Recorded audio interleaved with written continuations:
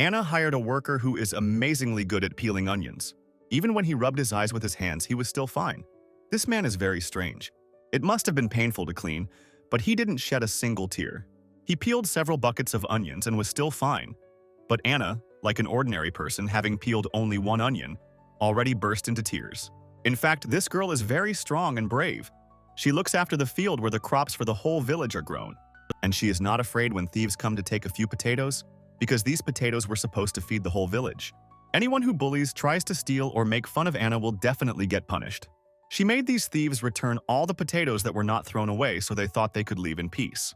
But Anna made them pay when the fertilizer came in. They couldn't just walk away and ruin their potato field. These men certainly weren't expecting this when they came here. They had no money, so she made them take off their clothes. They were in no hurry to undress, so she decided to help them. This girl is really crazy. This time they just ran away. Next time she'll be like this and turn into scarecrows. These thieves left shovels and rope at the site, so it is obvious that they did not actually come here for potatoes. It's been 3 years since this country lost the war, and taxes are still high. People who lost limbs in the war also lost their jobs. A lot of strange rumors began to spread. They say that bloodthirsty princes are moving around the area, killing their own people. It is also said that missing soldiers are eaten by enemy troops. There are also rumors that a huge treasure is buried in the communal farm of this village. It can't be that these guys were just hunting for potatoes. Most likely they were hunting for the so-called treasure. But in reality, these are just fertile lands and nothing more. Anna has a big restaurant, so she decided to take the potatoes there. But when it was getting closer, she noticed that a lot of people had gathered near the restaurant. When she realized that these guys were trying to fight near her restaurant, she immediately ran towards them. She knew these guys. They were villagers after all, and now they were aggressively attacking some suspicious guy who didn't want to leave the threshold of the restaurant. And everything he said didn't make sense. Anna easily drove away this annoying company. After all, if they were bothering her clients, then she should take care of it herself. She came closer to that very man. He was sitting, not paying attention to anyone. He didn't create any commotion, but for some reason he gave off such a heavy aura, as if he were a bear. As soon as he looked at Anna, she was shocked. After all, she saw such sunken cheeks and a thin face. She felt so sad. And from her sad face, everyone already understood that she would again try to feed some homeless person. Anna, with a smile on her face, invited this guy to a restaurant and said she would feed him for free. But he didn't come here for the food, so he refused. Anna said that she found these potatoes on the way here, and if no one eats them, she will have to throw them away. It will be a pity. The guy thought for a little while longer before following her. Why does everyone think this guy is so weird? He has a secret. He was once a prince, and the magicians did something to him. It was like a curse. The prince will never be able to smile or cry again. He will no longer be able to express anger. The burning rage will either consume him from within or be directed into a blade aimed at his enemies. Instead of his heart, dragon bones were implanted in him, which became his new heart. But from that moment on, he will no longer be able to express emotions. Even on the day he takes his father's body from the battlefield and holds a funeral, not a single tear will fall. And when people see a prince who neither cries nor smiles, they will call him a monster. So the prince gave up his emotions for the sake of the nation. From that day on, he threw himself into the battlefield, but after 6 years the war ended in defeat. The young men who went to war did not return home, and the country was deserted. Even the means of subsistence were taken away for the war effort. The inhabitants had no choice but to live in despair every day. To quell the chaos in the kingdom, Duke Seidel, the younger brother of the late king, ascended to the throne. He performed the duties of the king, and no one objected to his coronation. The prince, who had lost all senses and had not shed a tear, even at the funeral of the late king, was no longer first in line to the throne. He was just a monster swallowed by the sword. Thus, the prince of the country who led the war became nothing more than a trigger, evoking memories of the conflict. For the duke, who was busy stabilizing the situation in the country, the prince was a nuisance, and it was decided to temporarily remove him from state affairs. The unexpected principal was granted a long and indefinite leave. As a result, he now found himself in this village. Anna talked him into going to a restaurant to eat, and as soon as this guy stood up, everyone was shocked by how huge he was. He was so big that he couldn't even fit through all the doors, and it was a little scary. Anna immediately started cooking food for this guy. She didn't even skimp on the bacon and cheese. This guy and very quickly, as if he didn't even want to. And after he ate everything, he greeted the girl and said his name. Bertram. Anna also introduced herself to him. Her last name is Bert. She runs a communal farm in this village and is also the owner of this restaurant. When she asked if the food was tasty, Bertram coldly said it was good food. And then he took out some crumpled, dirty piece of paper from his cape. Originally, it had to be written on a special kind of form, but it still has theoretical force. It is a bill of exchange. Bertram got this during the war when the documents ran out, so it was written on the remaining paper. Anna didn't understand why he was giving her this paper at first, and then she saw her father's signature on it, Hans Bert. Bertram came to this man, but he did not know that Hans had passed away several years ago. Anna said that she could accept this object instead of her father. Bertram has to return the item that was lost, so he wanted to ask Mr. Bert directly about the cost and compensation. He drew the item on paper. Anna thought it was a regular onion, but Bertram insisted it wasn't. Also, Mr. Bert said it was a special bulb prepared for farming, but it wasn't an onion. Anna didn't know what he meant, and frankly, it didn't matter anymore. She said that there was no need to pay for it and no need to feel burdened. However, this was unacceptable to Bertram and he insisted on repaying the debt. Anna did not even know what price to set, and she asked the guy to just eat and leave. Bertram stubbornly insisted that he must pay the amount she named, no matter what that amount was. She was already irritated. She didn't want to negotiate and was ready to throw this guy away. But her intentions didn't matter to him. He was just going to pay the debt as she asked. Anna was already furious, and the guy didn't know what to do, and then asked her not to feel burdened. This only made the girl even more angry. He irritated her so much that she decided that he could repay the debt with his body. Anna Bert is overly kind and warm-hearted. After the war, there were many wounded soldiers. Anna never met them. She was not afraid to approach them and invite them to her restaurant, offering them free food. She fed them and gave them work on the farm. Eventually, they found a way to return to their hometown when their bodies were put on display. Some even settled in this village thanks to Anna. But she has a childhood best friend, Dito, and he thinks that this should only have been done when there were not enough people on the farm after the war. But now it's time to stop taking anyone again. Now there are enough workers in the village. Anna constantly, carefreely accepted people from the street, not knowing anything about them. Dito did not like this at all, and he even practiced a speech that if she continued to act like this, her husband would hate her. Everyone has already gotten used to Dito's strange behavior when he talks to himself. He decided that he had spoken too quickly about his husband and simply wanted to change his speech. Then, having gained confidence, he entered Anna's restaurant and shouted in disappointment that she had brought some beggar again. It hasn't been a day since she picked someone up because she felt sorry for them. It's time to stop doing that. Dito shouted about it so loudly that he didn't even notice. The one she picked up heard it all. This guy was so huge that even Dito was worried about his safety. Anna said that it was Bertram, the new employee at the restaurant, and she wanted him to say hello to Dito too. But Bertram ignored her because he was licking the plate, so she had to use physical force. Dito stood aside in shock, not understanding how she could treat this giant like an ordinary dog. And in general, the face of this huge guy was terrifying. Bertram greeted him, gave his name and said that he was paying his debt to Mr. Hans, peeling onions, and was not close to Anna. Dito calmed down a little because at least this guy's voice was pleasant, and then he thought that he had heard the name Bertram somewhere before. But Bertram had also heard the name Dito many times and had met 7 people with that name. Dito was so angry that he simply changed the subject and asked what debt they were talking about, since Mr. Hans had no assets to give a loan to. Anna hit her friend and said that he was wrong, and besides, he had a bill. Bertram explained to him that it was a debt that could not be repaid materially, so he was repaying it with his body, as Anna had once wished. Dito had already started to come up with better scenarios, but it turned out that Bertram simply peeled onions better than anyone else.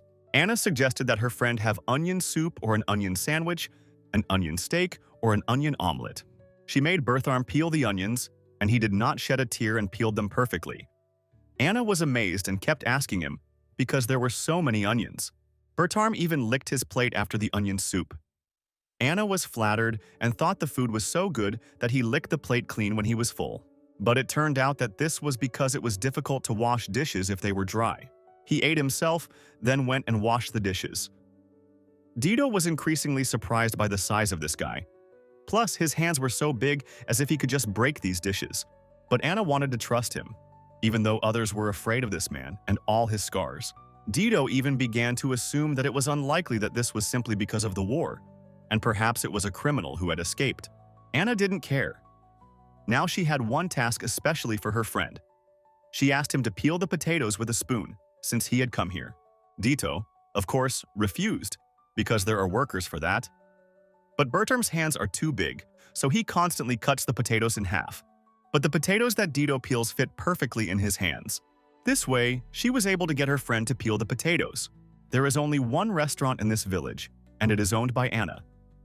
Although there is no sign, the restaurant is large enough to serve an entire battalion.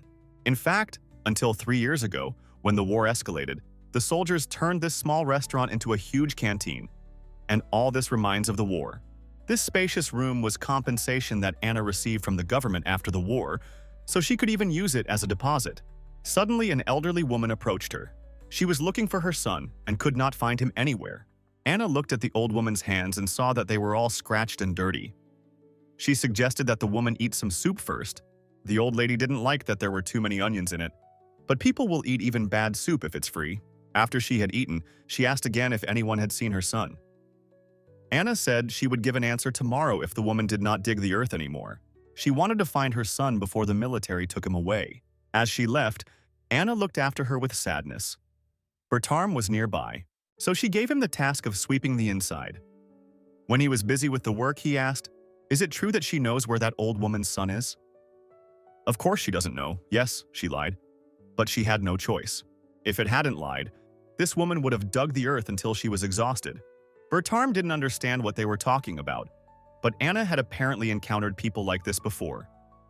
This woman was looking for her son, who had gone missing during the war. They said he had last been seen fighting nearby, and then contact with him had been lost. Bertram said it was very sad. It was amazing that he could even tell if it was sad or not. Bertram can't feel it, but he just knows what it is. He recognizes, but does not feel. Anna thought that perhaps he had once blown his head off during the war, so he cannot express feelings. Bertram couldn't say that this was the reason, but he had fought a lot and received many wounds, so he must have injured his head at some point. Now she was sure that he was not smiling or angry for this very reason.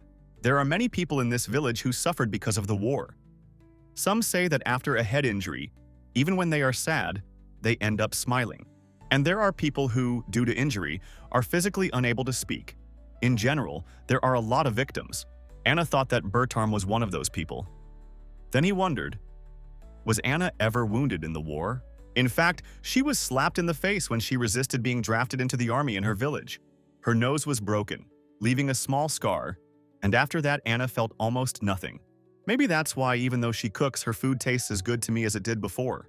Anna doesn't know if her food is really tasty, so she wonders what the honest Bertram would say about it. It turned out that he couldn't even taste it, so he answered honestly. But it was obvious how much this upset Anna. Bertram quickly apologized.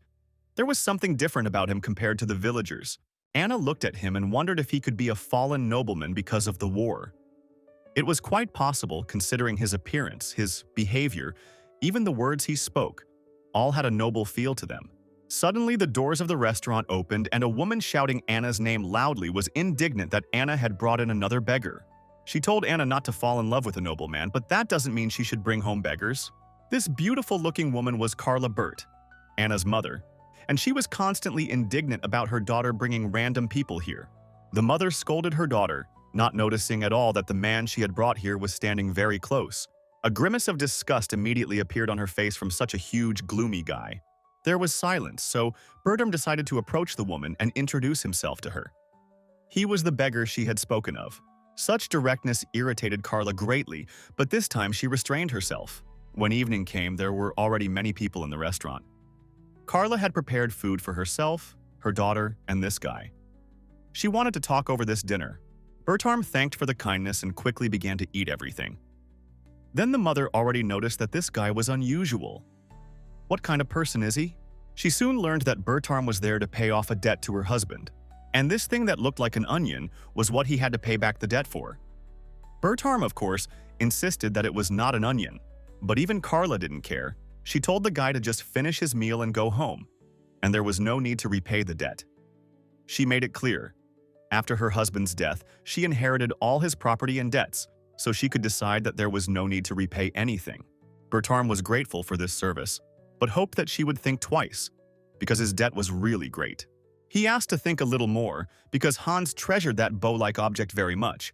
Carla was so angry that she shouted loudly, "That man is already dead!" Then she got tired and caught up and told the guy to leave again. Other restaurant patrons came to the table to help the hostess persuade the guy to leave. They said he should get up if he had finished eating. And when he did, being so big, everyone felt uneasy. The village elder came up to him and said that the women would be scared if he continued to behave like this. Bertarm saw clearly that none of them were afraid of him. He was sure, but even if they were, it didn't matter. They asked him to leave. He couldn't leave without paying the debt. But if he stood there, the customers wouldn't come because they were scared, and Anna wouldn't be able to do business today. He was finally convinced, and then Clara came up to him. She put enough money in a bag for the guy's day's work and asked him to leave and stop talking about the debt. If he feels pressured, she will ask her husband when she dies in the afterlife. The atmosphere in the restaurant was getting worse and worse. Everyone was silent, and Bertarm simply had to leave. He put on his cape and said that he was leaving for today, but he would return. Anna wanted to stop him, but her mother hit her and dragged her into the room to talk. Then she yelled at Anna for bringing such a person into the house, but her daughter still didn't understand what the problem was. The mother did not like this big guy with many scars. Moreover, she was sure that this soldier had committed a crime and deserted, since he still could not return to his hometown. But this is just an assumption. Besides, he did not harm anyone here. Anna did not agree with her mother. Besides, his long documents, which were used in the war, definitely indicated his father's name. Mom was going crazy, just cursing that damn war. But it was already over, so Mom didn't want to remember or talk about it anymore. The war took everything from her, even her husband, and no one could ever compensate her. After the war ended, it was shameful to pretend to be happy in this spacious restaurant. It was time to forget about this crazy war, because even if they had won, they would not have received even a sack of flour. Having calmed down a bit, Mom apologized, but in any case, she just wanted to stop talking about the war. Anna also apologized and said that she would not talk about it anymore. Anna had the right to feed skinny people, but Mom just wanted Anna not to cheat them in the restaurant. She also asked her daughter not to go on dates with this guy after she brought him. Anna just laughed at the word dates. Mom was just worried that the girl brought a suitor for a dangerous man, but Anna wasn't worried about that at all. After all, this guy wasn't even her type. He was too big and distant. All she felt when she saw him was pity. Yes, the worst thing is when feelings start from pity. I'll feed you once, and that turns into, you can't live without me. Anna didn't worry about that either because Bertarm doesn't even like her food. Bertarm from the restaurant opened this bag. There was money in it. He decided to keep it and give it to Anna later. Bertarm has a reason why he must repay the debt no matter what. When this curse was cast on him, he felt pain. But the magician could not remove the curse. He only knew how to ease this pain. The prince had to pay off his entire debt, and when he did, he would realize it will all end once he pays off his debt to Hans Bert. He will never be able to leave. Suddenly, someone called his name. Turning around, he saw 3 guys. He remembered them, because they were the guys who threatened him in front of the restaurant. They began to apologize, saying that they were simply very afraid of strangers, and that was why they always behaved this way. Bertram said that he understood them. Anyway, they came because they overheard a conversation about debts in the restaurant, and they wanted to ask why Bertram was still in the village. Carla told him he could go. Bertram said he had no intention of leaving the village and planned to talk to them about the debt as soon as the sun went down. And it became clear that this guy was very stubborn. It was already night, and he was probably very hungry because he was kicked out of the only restaurant. It is unlikely that he has done anything since then. Bertram said that he was just about to go hunting because he checked on the way to the village that there was food there, so everything was fine. The boys didn't understand what he was talking about at first because there was nothing to hunt here. Besides, it was night now, so even catching a rabbit would be very difficult. And then they realized he was talking about livestock, and of course they couldn't let him borrow some. Then they started thinking about what to do. They had to trick him into leaving. The guy had an idea of how to set it up, and the others just played along. They said you can't hunt in the dark, and they'll show you how to find food that's easy to get. And they'll tell you where to sleep to avoid the cold night.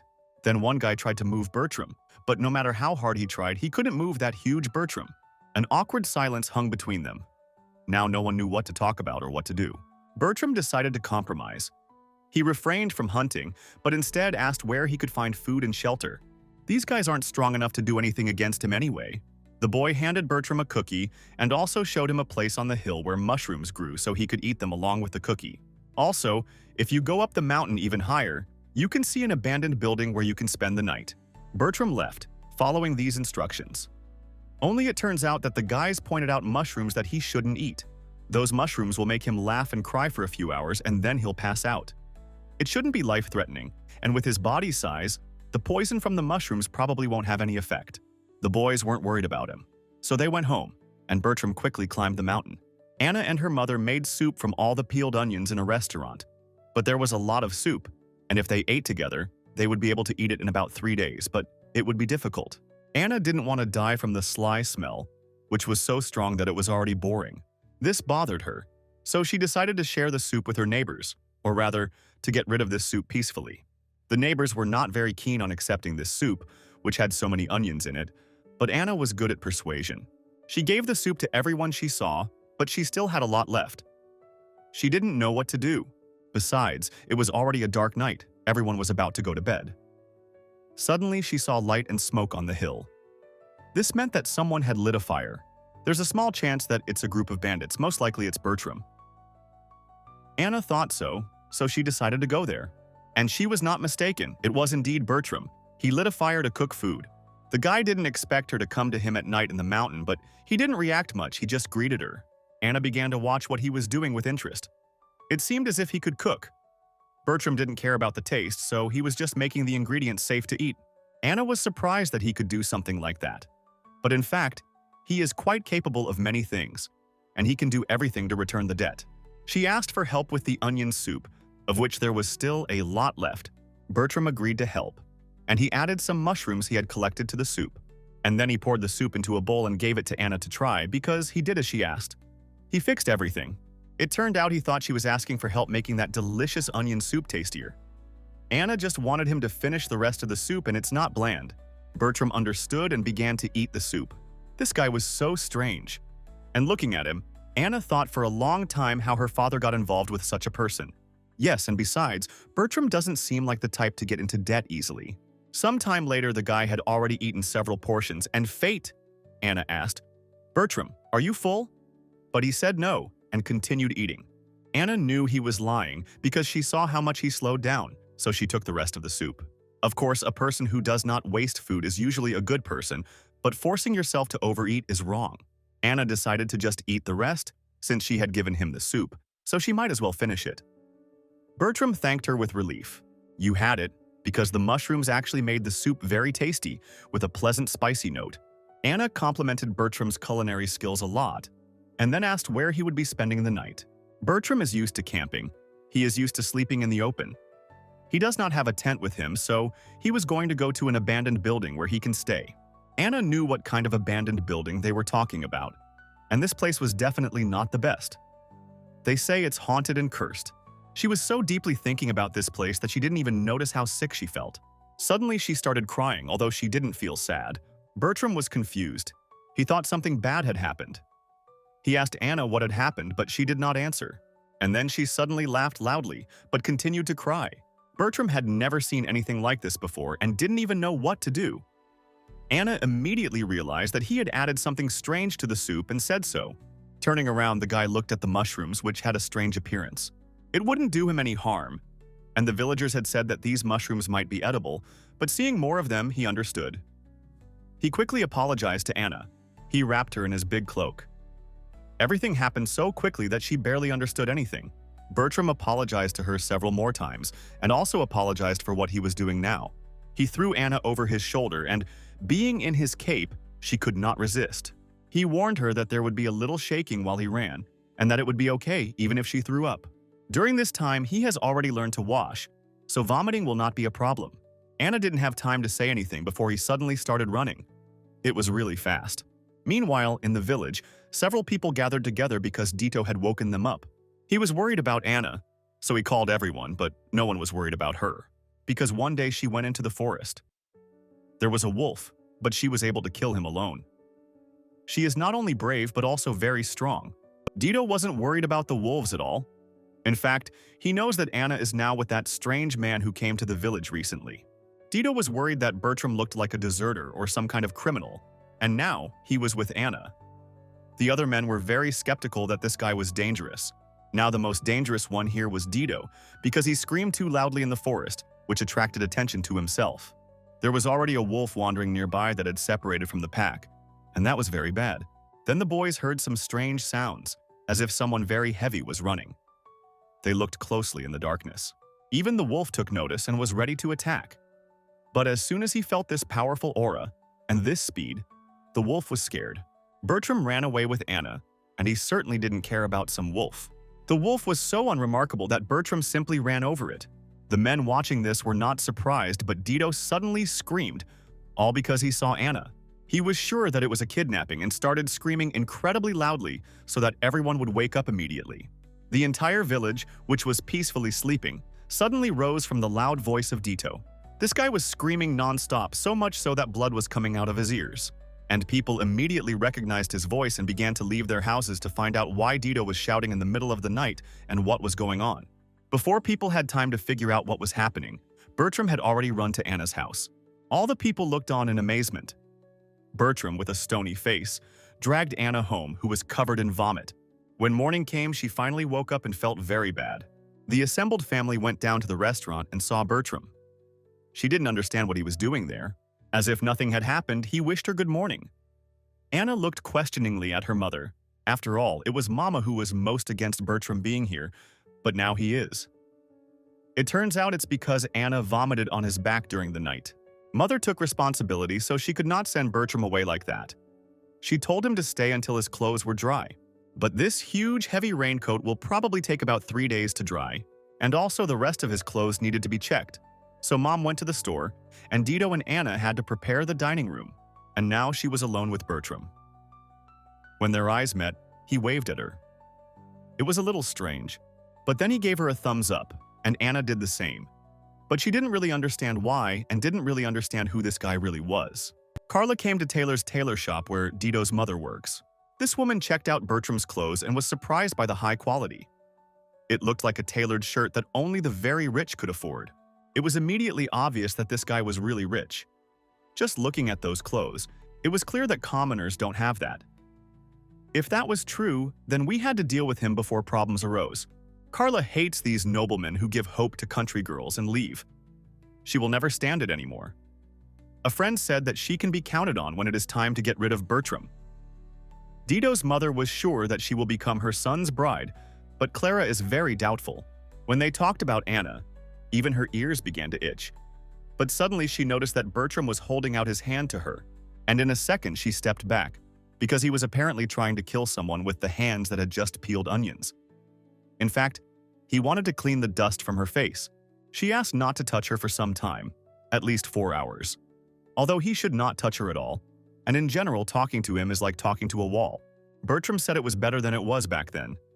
I can even talk easily. He was talking about the time he was on the battlefield.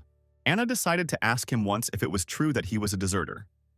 No, Bertram stayed until the very end of the war, but all his close relatives died, and the uncle who remained considers him a burden, so Bertram cannot return home. Anna felt guilty for asking this and now didn't know what to answer. But, fortunately, a guest suddenly arrived, and Anna happily ran to the spear. The customer ordered a regular lunch, and also, with a sly smile, decided to find out what about that guy from last night, what the two of them were doing then. Anna told everything as it was, but it turned out to be a little suspicious. Anna didn't understand what the problem was. She encountered strange things all the time. So why was it suspicious now? The man said it was all because the guy was handsome and laughed. Anna had never thought about it. She looked at Bertram again, more closely, after which she blushed and said that he was so big that it was hard to see his face properly. The man laughed and simply advised her to have fun while she could with this handsome man. But when it comes to marriage, she should settle down with someone reliable, like Dido. Good looks are good when people are young, but as they age, someone close to them is best. Anna was disgusted by these conversations about marriage. Many people have been trying to unite her with this unbearable Dido for a long time, but he does not attract her at all in this regard. The next day, Anna had a strange dream. She was wearing a fancy dress and expensive jewelry, and opposite her was a huge bear with a crown. He was majestic and cute. Anna did not understand why the bear was wearing a crown and thought that perhaps it was a man cursed to become a bear. Or maybe it's a bear that has turned into a prince. She decided to test her guess and kiss him to lift the curse. But as soon as she started to approach the bear, he started to run away from her. Anna was not afraid at all and ran after him to kiss him. But the bear asked her not to come closer because he could easily tear her to pieces. Anna wanted to kiss this harmless teddy bear, which made the dream seem sweet and kind. It was only when she woke up remembering all this that she felt ashamed. Now she didn't understand why she had dreamed that she wanted to kiss a bear. After thinking about it for a long time, she remembered that she associated Bertram with a bear. But this made the dream even stranger. Why does she have these dreams anyway? Is it because of what that uncle said about Bertram being handsome and fun to be around? Anna thought deeply. Is he really handsome? After all, because he is so big, she never managed to get a good look at his face. Her head was always at the level of his stomach. After thinking for a long time, she decided that she could just go and check. She walked into the room where Bertram slept, holding the candle right over his face. She wondered if he was handsome or not.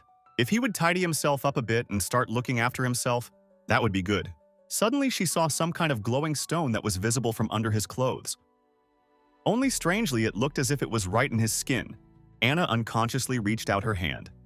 It was interesting to touch this stone, but suddenly Bertram grabbed her hand. She thought he was awake and began to apologize, only to find that Bertram was still asleep. He had started talking in his sleep.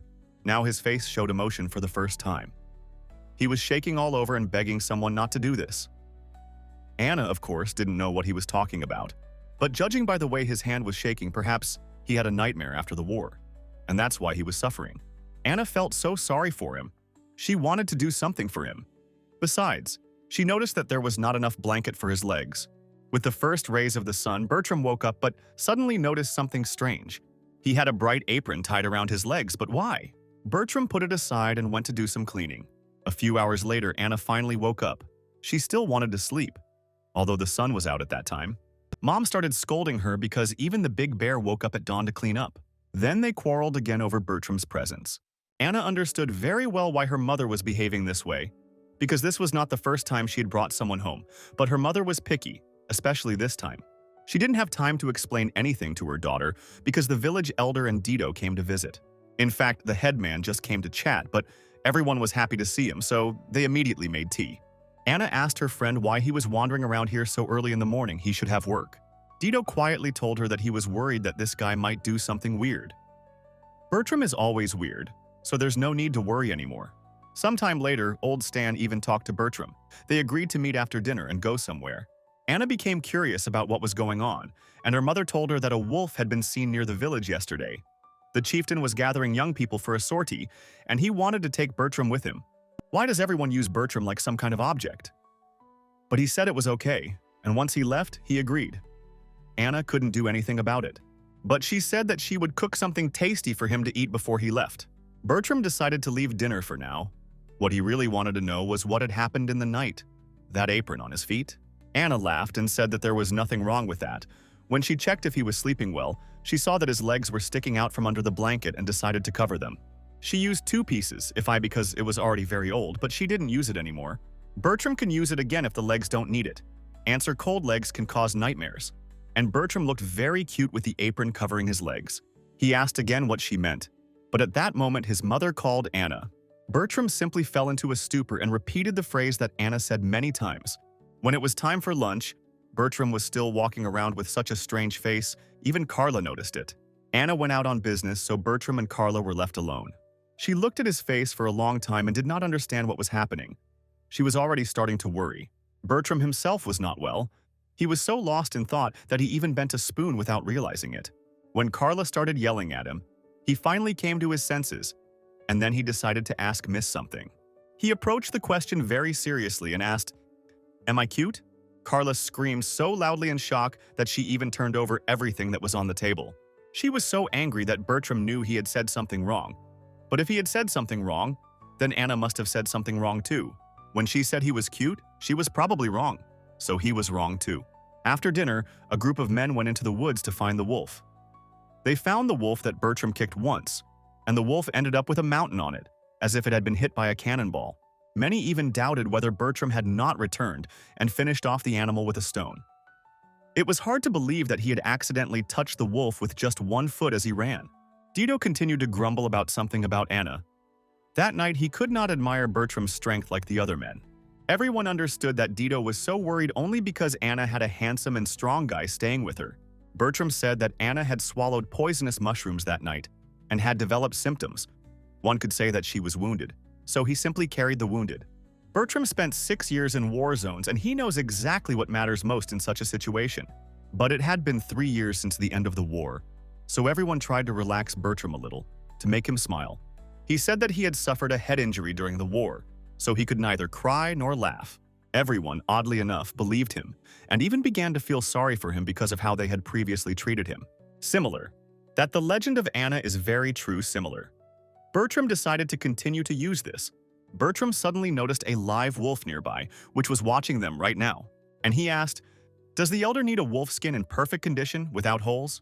Bertram could skin it perfectly without damage this time, if necessary. Dido started to get angry again. He didn't like the fact that this guy was acting so tough. Dido said that he could chase the wolf away too, and although everyone tried to calm him down, Dido just ran towards the wolf screaming. And perhaps he could have done it. But the situation became serious when the men noticed the wolf's paws. There was human hair on it, and what's more, it was clear that it had been completely checked, obviously having recently eaten human flesh. Dido was overcome with fear. He no longer felt so confident. And then the wolf suddenly jumped straight at him.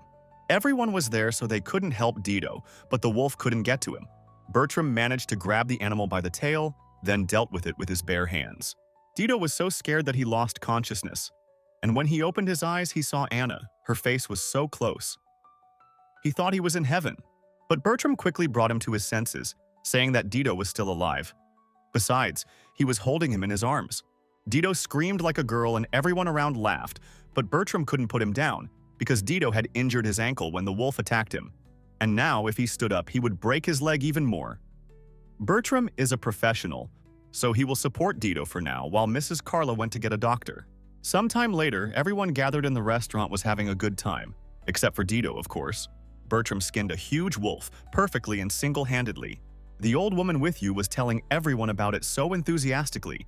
And as soon as he got to the point where exactly Bertram killed the wolf, the guy asked him to stop so that Anna wouldn't hear such terrible details. It's funny that he cares about such things, but it was even sweet. During this time, they had already managed to check that there had been no disappearances of people in the city or village. Perhaps that wolf had attacked some traveler. The headman was worried, but Bertram could easily calm him down because he saw that there was not only hair on the wolf's paw, but also dirt, which meant that he could simply dig up the corpse from the grave and eat it.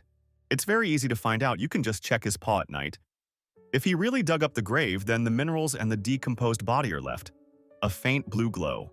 Everyone was surprised that this guy knew so many strange things, but they decided to check it out that night. The villagers had already begun to gradually get used to Bertram, and he liked the quiet life in the village, all thanks to the good patrol team. He didn't know that, so for the first time he was surprised that someone like Anna could walk alone at night. In fact, it's just because she's incredibly brave. In fact, she's tougher than most of the men here. When the village fields were in total disarray after the war, it was she who led the effort to restore them to a communal farm. Bertram shared his story. He saw many people who were afraid of his appearance, but Anna saw in him only something that could be fattened. However, in the end, he is just a stranger who will soon leave. Everyone understood this. This evening promised to be fun, because today everyone drank a lot of alcohol, and then they even started the second round, and even Anna drank with all the men. The woman who came to the restaurant was surprised that there were so many guests today, but everyone decided to join in because the village elder was there. And the most amazing thing is that Anna, such a young girl, manages all the elders like a professional. She noticed Bertram sitting alone and decided to go over and talk to him for a bit. He was drinking some delicious apple cider. Anna noticed that the pickled vegetables were left untouched and decided to make him a sandwich. When she did this, she said something, but Bertram, it turned out, did not hear anything. He simply did not take his eyes off Anna. She made him a sandwich. Even if he can't taste it, the texture is still nice. She watched him eat and found that his facial muscles moved quite well. Does that mean he can smile, even if it's fake? She stroked his cheek lightly. Everyone seemed to be engrossed in their own conversations, but everyone noticed this gesture and secretly watched Anna and Bertram with smiles on their faces. Then, as she wanted, he tried to smile. Only apparently it was so terrible that people asked him never to do it again. Dido suddenly came and sat down right between Bertram and Anna. His behavior was strange. He even slammed his head on the table. He said they were sitting too close and their knees were touching. Bertram approached him and asked, "Dido, would you rather sit on my lap?" Dido called the guy crazy and started to get indignant again. And he was even more upset that the guy would be sleeping here again today. The very thought that Anna was living under the same roof with some strange man made Dido cry. But no amount of persuasion could change Anna's decision. When night had already fallen, everyone had to go home to sleep. Only Dido did not want to leave because Bertram was spending the night there. Dido couldn't stay here overnight either, at least because his mother was waiting for him at home. But he didn't agree even with such persuasion. Bertram thought for a moment and said that if Dido was afraid to walk home alone at night, he could gladly take him there. It looked scary. Dido felt disgusted by this crazy guy, so he immediately left alone. Bertram actually considered looking for another place to spend the night, as Dido had suggested. He could sleep on the farm, for example. Anna told Bertram not to leave just because of Dido. Bertram took Anna's liking of Dido seriously, but she only laughed. This guy keeps teasing her, saying that she needs 10 more years before marriageable age, so she was sure that he didn't like her. But Bertram explained that it means that Dido needs 10 more years to work up the courage to tell her. Even Bertram, who is stingy with emotions, can objectively determine how people look at him. And it's too obvious that Dido is jealous. That was why Bertram decided to spend the night at the farm, but still take the cloth that Anna had covered his legs with the previous night. She didn't understand why he needed it. There were many common blankets on the farm. But since he insisted, she decided to keep the fabric. Carla was just passing by, but she became very angry when she saw Bertram looking at her daughter. It was already dark, so the wolf's skin stood out in the darkness, and his paws glowed. Then she remembered Bertram's words about checking the wolf's front paws if he dug up a grave. People in small villages usually do not trust strangers, but if you prove your competence and gain this trust, then sometimes they allow you to live with them. But Carla didn't want to let that happen if the headman liked this guy. She didn't know who this person really was, but she knew that this was definitely not the person who could be with Anna. Carla intended to remove Bertram from the village before he gained the trust of the village chief. She didn't know what debt the bear owed Hans, but she prayed that she would have the strength to see him off safely by morning. When it was already late morning, Anna woke up. The previous night had been so hard that she felt very dizzy from drinking alcohol. The restaurant had probably been open for a long time already. Anna didn't understand why her mother hadn't woken her up. She hurried downstairs but suddenly heard a conversation as Bertram said goodbye to the headman and Miss, who does. Anna screamed loudly, asking if Bertram was leaving right now. It was too sudden. It turned out that they had decided that the debt would be paid off with the wolf they had caught yesterday, and Bertram agreed. Mom starts to get upset with the girl for going outside in her pajamas, and Anna asks her not to change the subject and answer her question about why Bertram is leaving right now, so unexpectedly, when she is not ready for it. Mom says that he can't stay with them forever anyway, and they can't keep a healthy guy around just so he can peel onions all the time. And they also decided that the debt will be paid off with the wolf they caught yesterday. According to her, the guy agreed to this, and the girl started to cry because of it. She is against it and doesn't know what to do now. The man thought that since he was going to sell the wolf skin today, he could take this young man with him to the city. He will show him a normal city restaurant as soon as he gets money for the skin. And then Anna asked him to explain. Does he really mean to say that their establishment is not a real restaurant? He started making excuses that he didn't have enough beer there, but otherwise everything would be fine. And at that moment, the guy added that if the establishment didn't have his favorite drink, it didn't mean the place was bad. Grandpa laughed and then said that it was just a joke between friends, but Bertram also said that the closer the relationship, the less one should be reckless. The man didn't like that he was being lectured by a person younger than him. So he went to prepare the carriage and asked to get ready to leave. Anna immediately asked to go with them. The headman asked what she wanted to serve, and she immediately started to think up anything. In fact, she just doesn't want to break up with her boyfriend, so she came up with the idea of selling aged sausages because they wouldn't just take her along. Grandfather will agree only after the girl's mother lets her go, but she is unhappy with something and is still thinking. She didn't want to quarrel with her daughter. She allowed her to go. And the girl is already jumping for joy.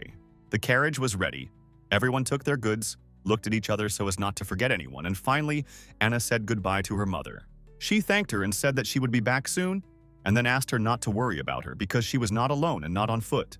The women wished everyone good sales, advised not to set the lowest price, and the grandfather quietly laughed, as if she had found someone to teach.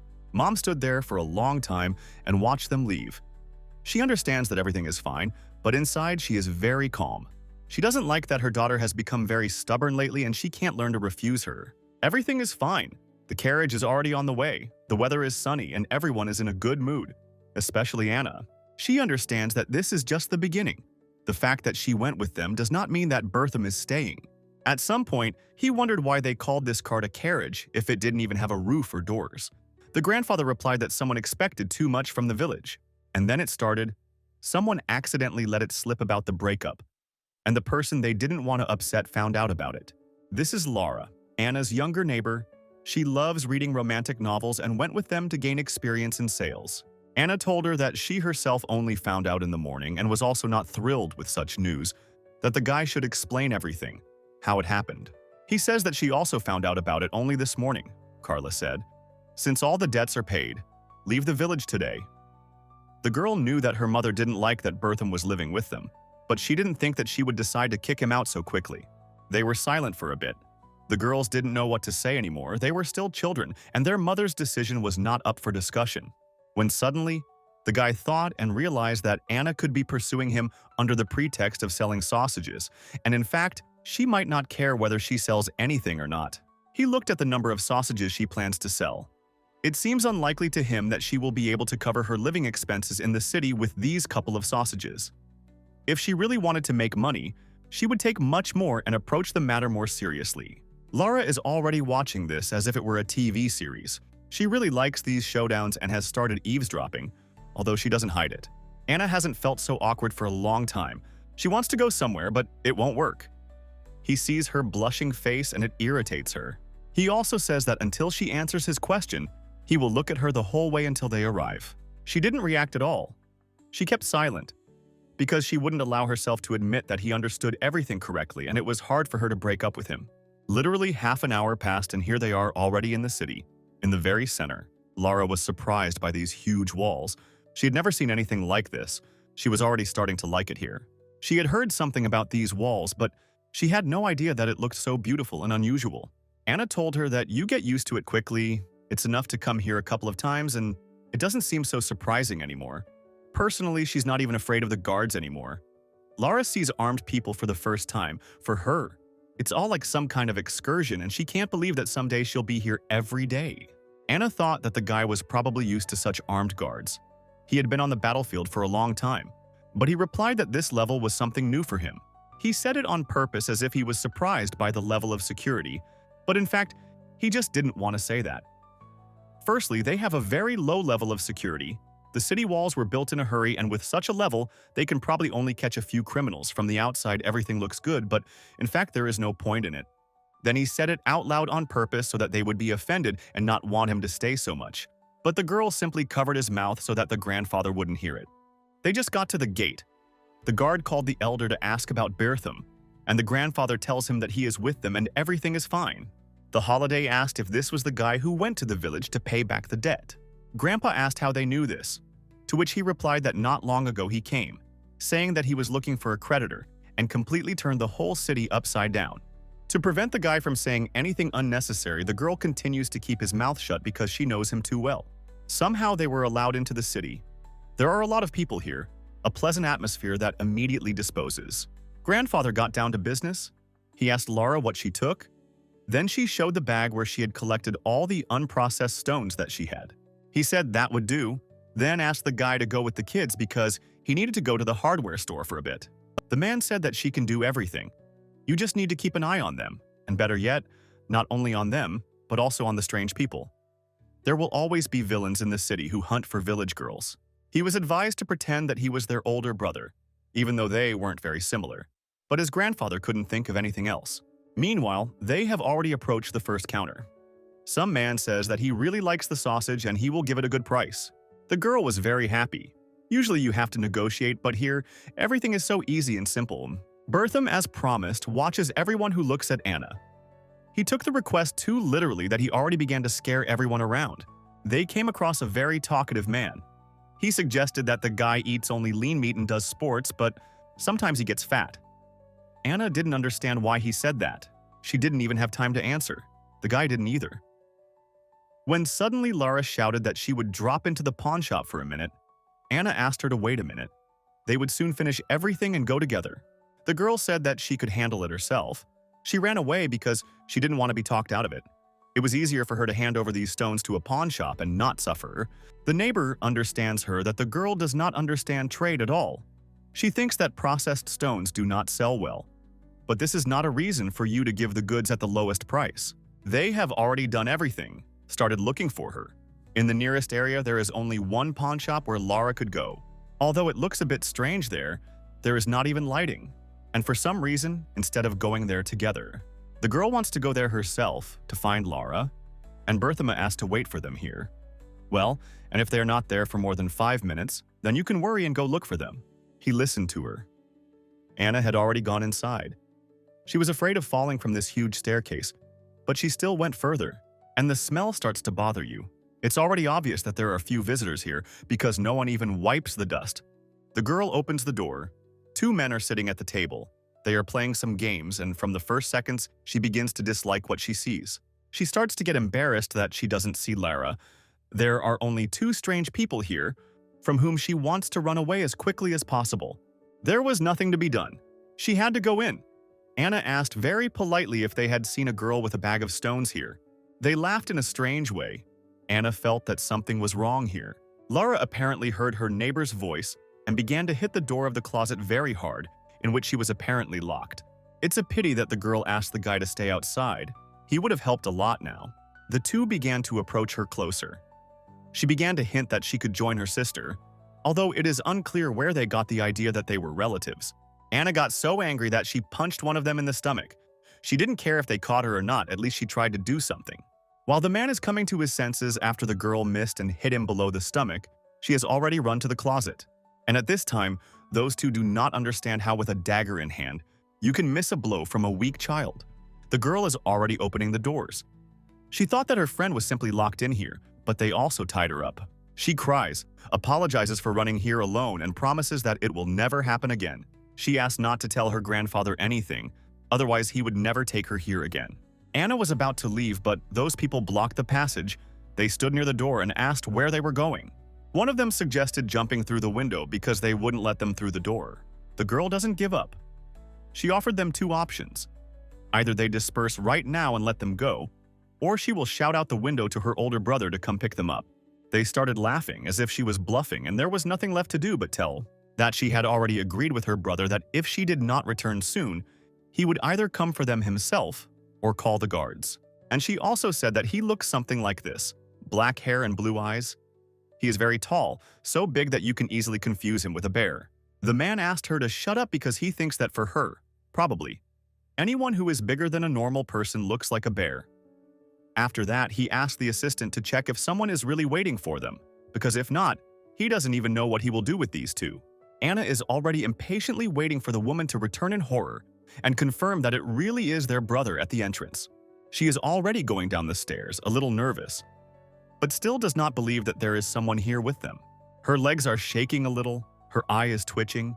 She has a bad feeling, and for good reason. She goes outside and sees a huge man who perfectly matches the girl's description. I could have gone back and told everyone he was here, but she spoke to him and asked me if he was waiting for his sisters by any chance. She made a huge mistake. A second later, the guy ran to the 2nd floor because he understood everything right away. Meanwhile, things are already very serious there. The man forbids the girls to move, and they, out of spite, do not listen to him. Anna hit him in the face, and then his assistant came up to ask to put down the dagger. He only scares and does not use it properly. Everyone is already ashamed of him that he cannot cope with a child. Then they decided to tie her up so as not to suffer, and mockingly asked where their brother was. Literally a moment passed. Bertham broke down the door with one hand, and then everyone realized who it could be. These 2 are no longer in the mood for jokes. They look at each other and already want to jump out the window without even seeing the guy's face. They were so timid that they didn't even catch the assistant so that no one would say that they were in cahoots here. They thought to blame her for everything. A guy comes into their pawn shop. He asks, "What's going on here?" and Anna smiled and asked this man why he doesn't tie her up. These two immediately turned pale. They regretted that they had threatened the girl and believed when they were warned. Bertham doesn't know the situation very well, but he decided to take control of it first and restore order here. One of them made a point of asking who he thought he was, took his knife, and the second one turned out to be smarter and realized that it was better to apologize before it was too late. They don't have a chance against him. His colleague didn't listen to him, he started to attack, and the guy just stuck his fist out. And this was enough for everyone to calm down, sensibly assess their capabilities, and retreat. In the end, the girls remained safe and sound. Anna thanked the guy and said that she now owes him her life. It's just a pity that no one sold anything. Lara is very hungry and asks to quickly join the village elders so that everyone can go somewhere together and eat. Naturally, they chose places where beer is sold. This is the only criterion for the grandfather. He is a little upset that the children wasted their time, so he took this trip as an adventure and did not scold them too much. On the contrary, he is even glad that the girls were very brave, defended themselves to the last, but they are a little ashamed of it. They promised that everything would be fine. But in the end, it turned out quite the opposite. Of course, he couldn't help but thank Bertham. He saved the girls and now the grandfather is in his debt. Meanwhile, they started talking about where the guy planned to stay for the night and when he planned to return to his hometown. He said he planned to stay there for a while, and when Grandpa asked if that meant he would ask to come back with them, the boy remained silent. The girls didn't listen to what they were talking about. Lara didn't stop thanking Anna, and she was already tired of repeating that she understood her and that anyone in her place would have done the same. The man noticed that the girls weren't listening to them, so he quietly asked where the guy was from, because if he lived far away, he shouldn't linger. Bertham said he was from Schlesien, the capital of that country, and most of its inhabitants descended from high-ranking nobles or war heroes. It turns out that he came from far away. The man asked if he had money to go back because walking there was definitely not an option. The guy did not pretend. He admitted that he had nothing and asked to borrow a little. Unexpectedly, she asked her grandfather to stop saying such things and move away from him.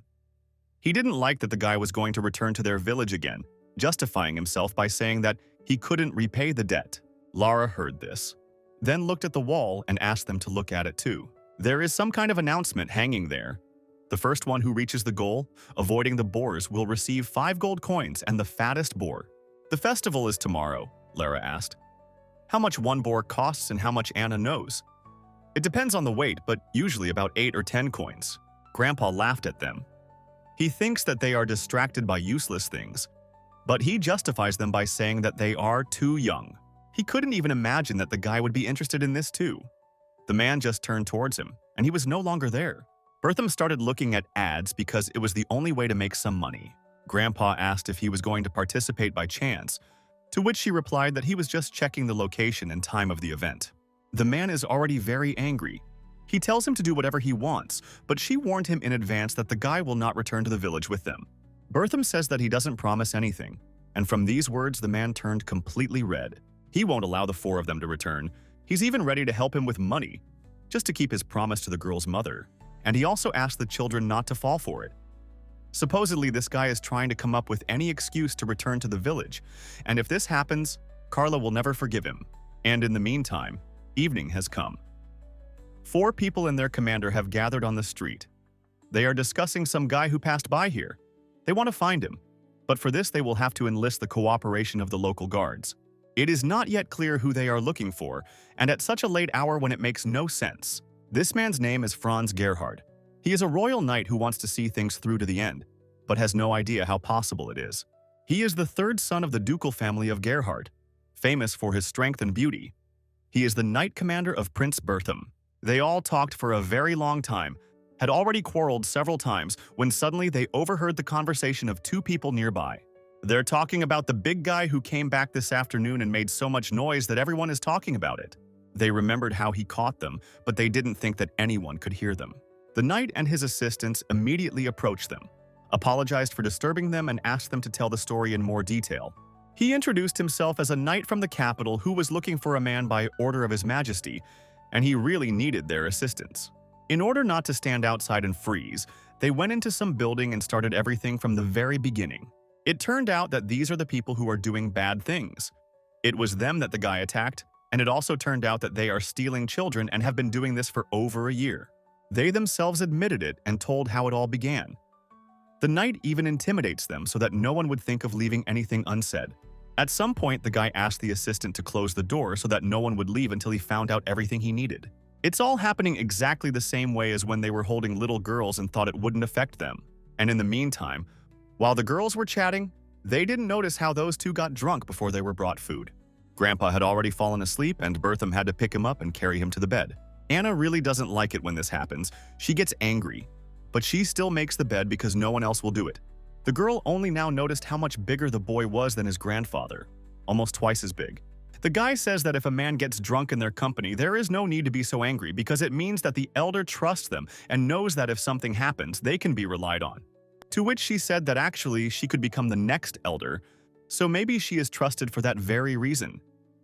The guy asked if the role is not hereditary, after which I learned that in this small village there is nothing special about such a title. It is just what people do, who like to deal with annoying things. As it usually happens, the position of elder is usually occupied by men. But still, she has done something in this village, so there is a high probability that she will take this post.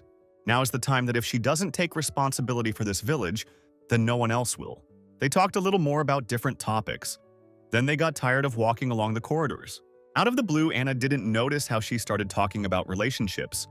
Namely, she is very interested in at what time couples start to get tired of each other.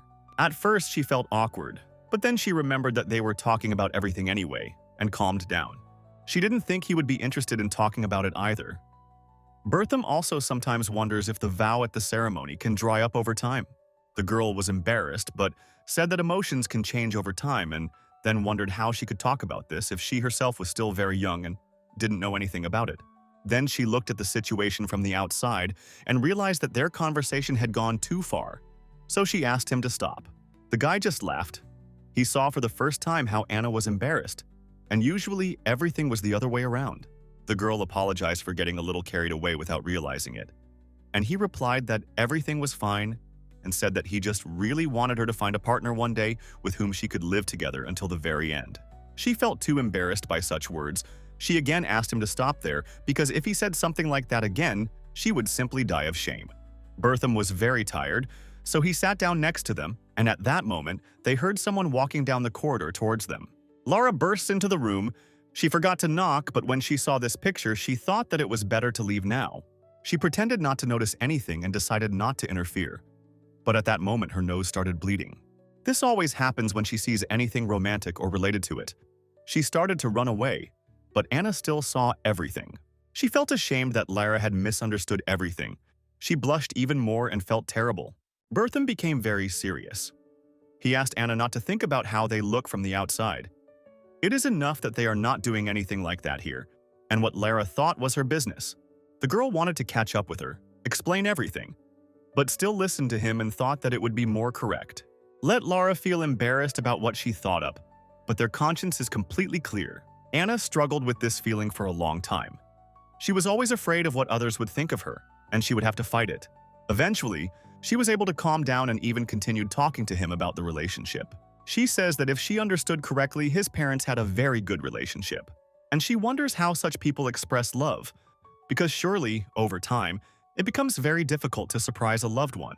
The boy said that when he was little, every Sunday morning his father would put flowers by his mother's pillow, and when she woke up, she was the happiest in the world.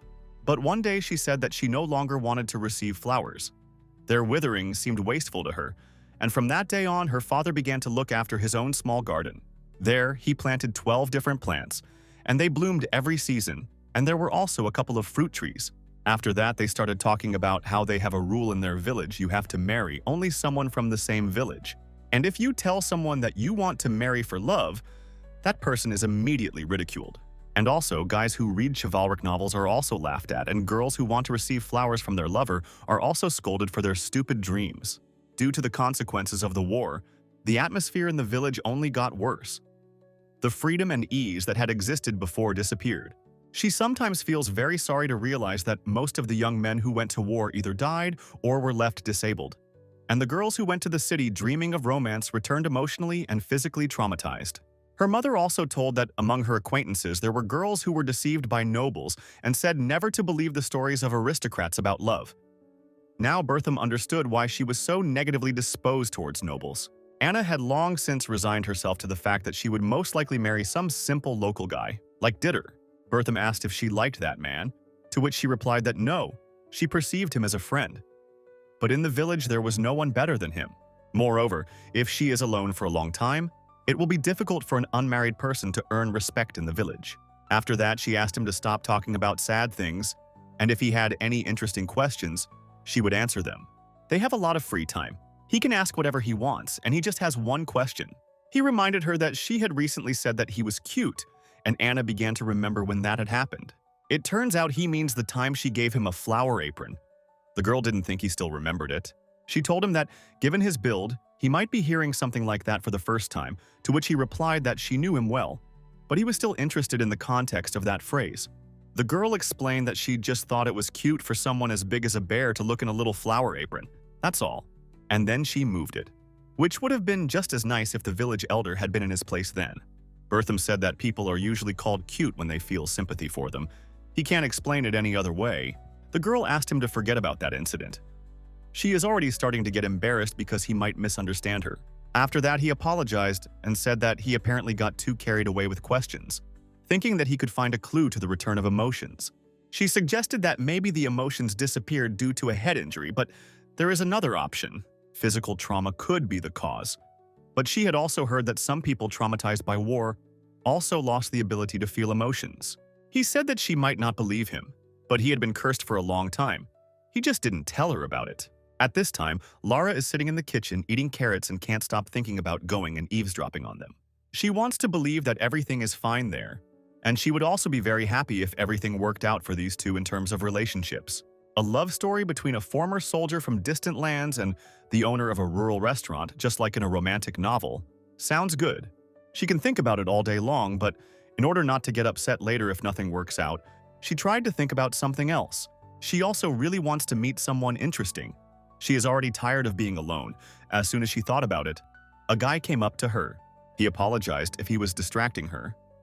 The girl looked at him and asked if she had misheard or if he had called her a lady. Laura had never been called that before. It was nice. Even too nice. The guy apologized again. He was just looking for someone and would like to ask a few questions if she didn't mind. The girl asked if he was a guard by any chance. He was very surprised and said that it sounded a little offensive. He is not at all like those unpleasant guards, and it is very bad if he gives such an impression. He is Knight Eric and is very proud of it, like any other of his colleagues. The guy dreamed of this title since childhood and is very offended when he is called an ordinary guard. That's what he told her. But in reality, everything is completely different.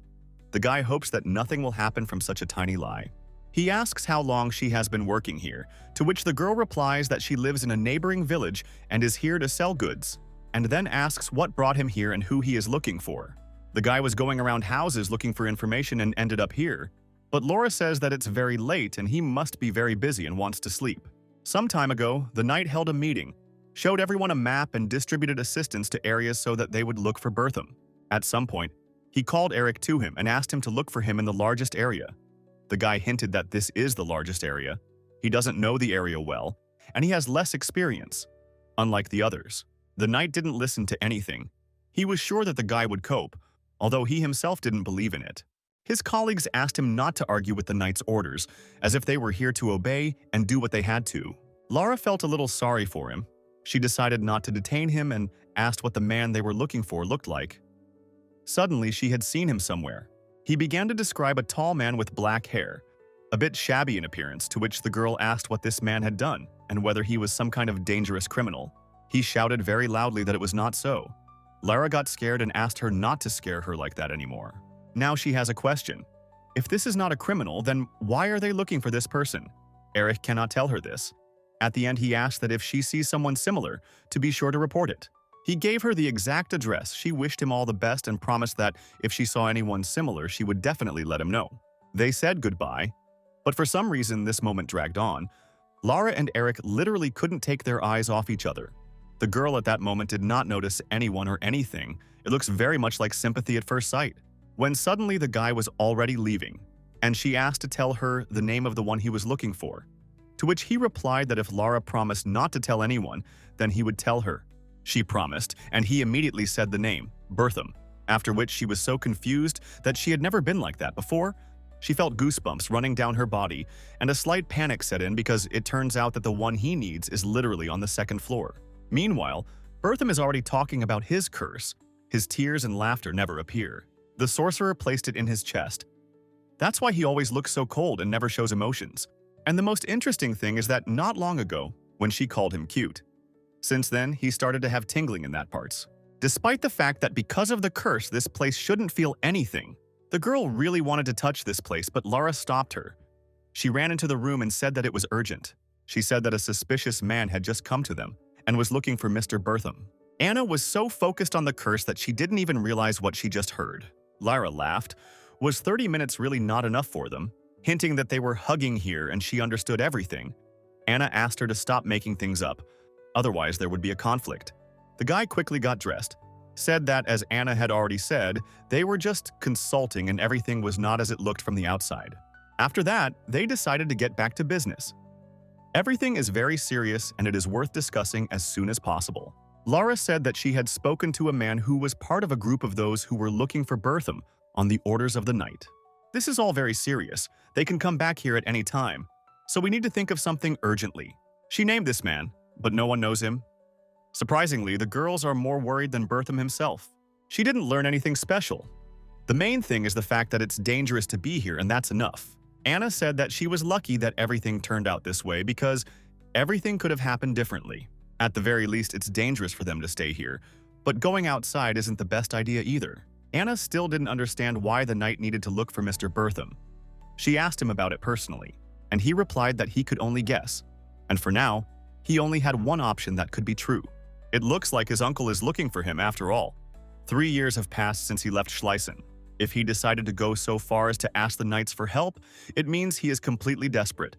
And now he needs to make a choice, to hide further or to return. At that moment, for some reason, he looked at Anna and noticed how embarrassed she was. She feels bad every time she hears bad news, especially when it concerns Bertham. In fact, he has something he wants to tell her since he started to experience some sensations. He doesn't want to lose the thread of this change.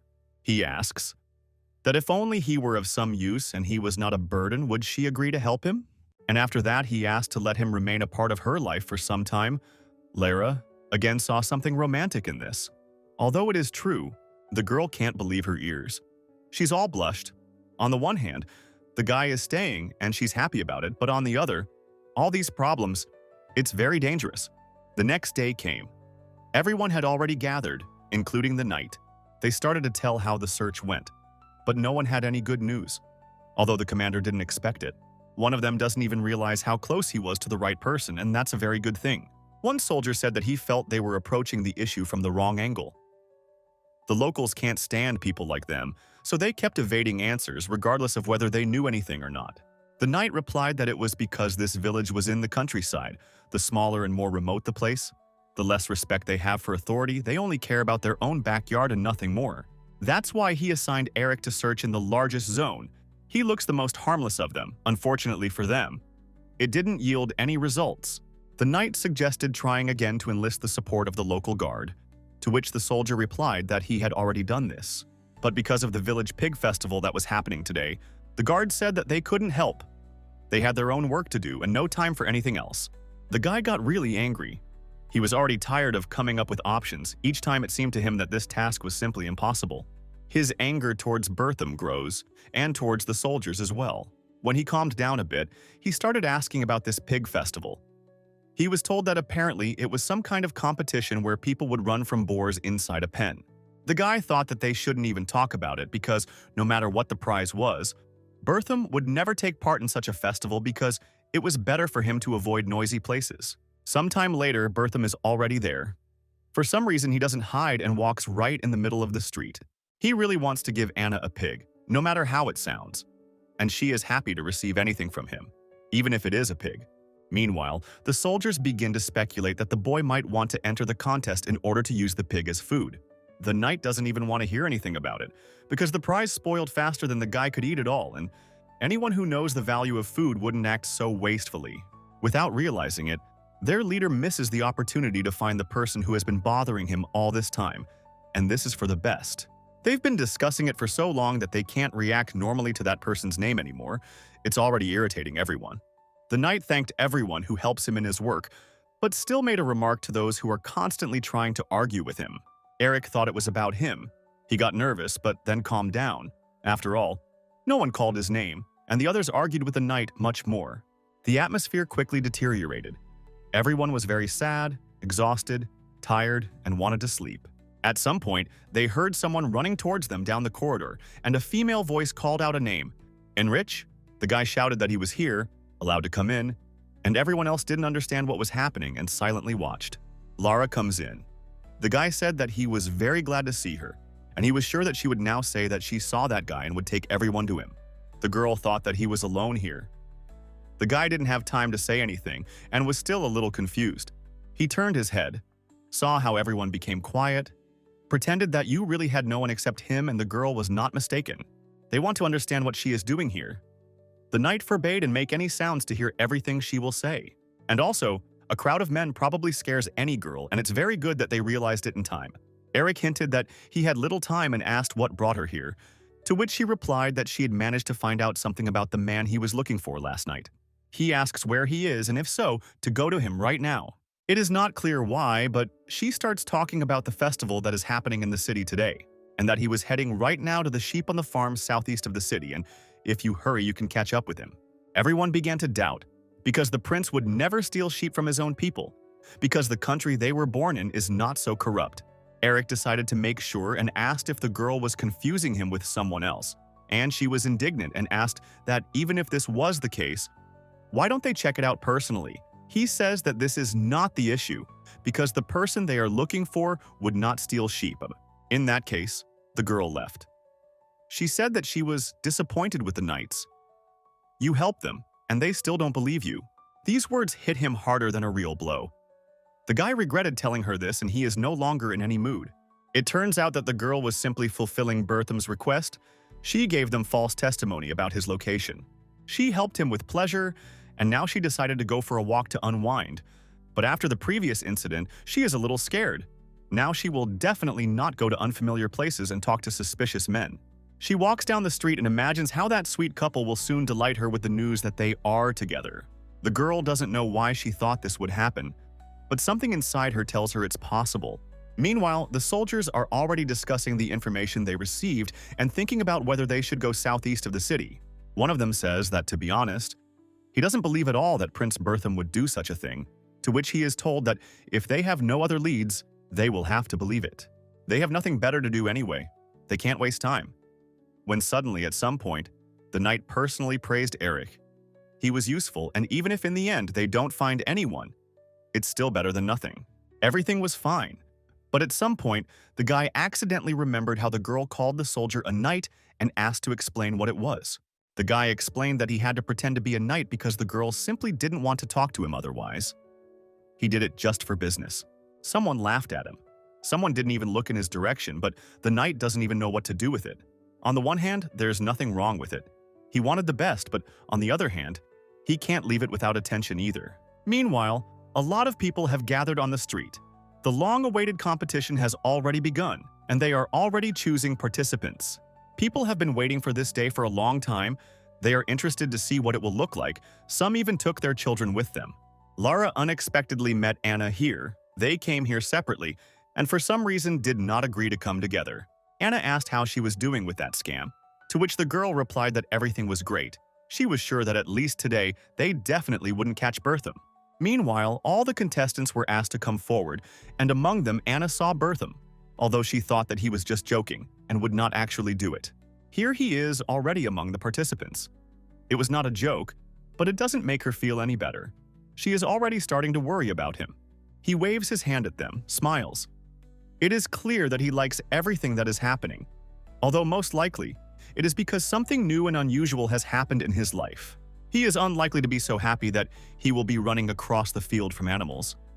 Anna tried to relax, smiled. It was hard at first, but she succeeded. Lara saw the girl smiling, started saying again that they were very suitable for each other, and asked her to admit whether they had started dating by chance. The girl got really angry. Everything was just fine. And Lara, as usual, ruined everything. She told her that nothing like that happened, and she was just happy for the person, like all other people. Then she started to get very nervous because she forgot to tell him something important. Lara asked what exactly. The girl replied that she wanted to ask him to be careful and not to get hurt. The friend again saw something romantic and sweet in this. For the first time, she kept silent, thought not to spoil the situation, got distracted, and began to observe what was happening. And in the meantime, huge animals are already running towards the participants. Their task is to dodge, or at least survive. They are so huge that they are several times bigger than any of them. Some thought of participating, but it was too late. They were on the field and there was no escape from there. The boars start to crash into each of them. People didn't think it would be like that. They imagined it would be somehow safer. The animal hits with its nose so hard and with a running start that not everyone can withstand it. They start shouting. Someone laughs, someone worries. Anna can't see where Bertham and Lara are either. It looks so cruel that she doesn't even want to look in that direction. When suddenly, people became quiet and she turned there again to see what happened. In the end, it turns out Bertham. He took all the other participants with him, put them on his shoulders, but it is not yet clear whether they are alive or not. No one understands why he is so bothered and worried about others. And he answered that it is none of their business and asked to put themselves in their place, and then answer the question, would they like someone to save them? In the end, the host announced that they had their first winner. Of course, it was Bertham. And as it turned out, not only Anna and Lara were rooting for him, but also others. The girl asked for applause for the winner. Everyone is happy except for those who came here with the losers. They were already imagining themselves going home with a huge pig. But then a guy with a prize comes up and says that he was given this little pig. They thought the animal would be bigger. The man risked his life and they couldn't even give a normal gift. Lara was very upset. She knew that it was impossible to get something worthwhile in such competitions, and said that she would never come here again. Anna doesn't even think about it. She doesn't care about the prize. The main thing is that everything is okay with the guy. She was even surprised that her friend was so upset. Bertham says he's even glad he got this little pig because he doesn't know what he would do with a big pig, especially if it wanted to run away. And so, they can play with this little animal, then give it to some farm, where it will walk and feel more comfortable. The atmosphere is not the most pleasant. Everyone is upset. Most of all, it is offensive for the guy. He tried so hard and Anna ends up sad. He thought that everything would be different. He can't imagine how to please her now and whether it's even possible. At some point, he came up with the idea of catching a big wild boar, asked the piglet to wait here, as if he believed that he understood him. Anna smiled on purpose so that he wouldn't go anywhere and said that if he risked his life again, she would go crazy. After that, he said that if they smiled even a little, he would not go anywhere, but as soon as he saw that someone was upset, he would immediately run after the boar. They started to act like everything was fine. He found it funny to watch, but since he can't show emotions, it's not visible. It turns out that the guy was just joking. He has no desire to run after anyone. He is too tired. Anna had already thought about introducing the little pig to his mother. She was sure no one would kick him out. But at that moment, she didn't think that it could sound offensive to Bertham, who had already been kicked out. The guy pretended not to hear anything, although inside he was a little sad. He again remembered that he needed to somehow return to the village where no one was waiting for him. He started to overload himself with all these thoughts. The only good thing is that this is the only problem that really worries him. Even the fact that the knight's men are looking for him is something like temporary difficulties for him. He doesn't take it as seriously as the fact that Anna's mother might not accept him. And in the meantime, those people are already looking for him, where he is not and do not understand what the matter is. The knight looks at the huge horse, but he has no idea that the girl deceived them.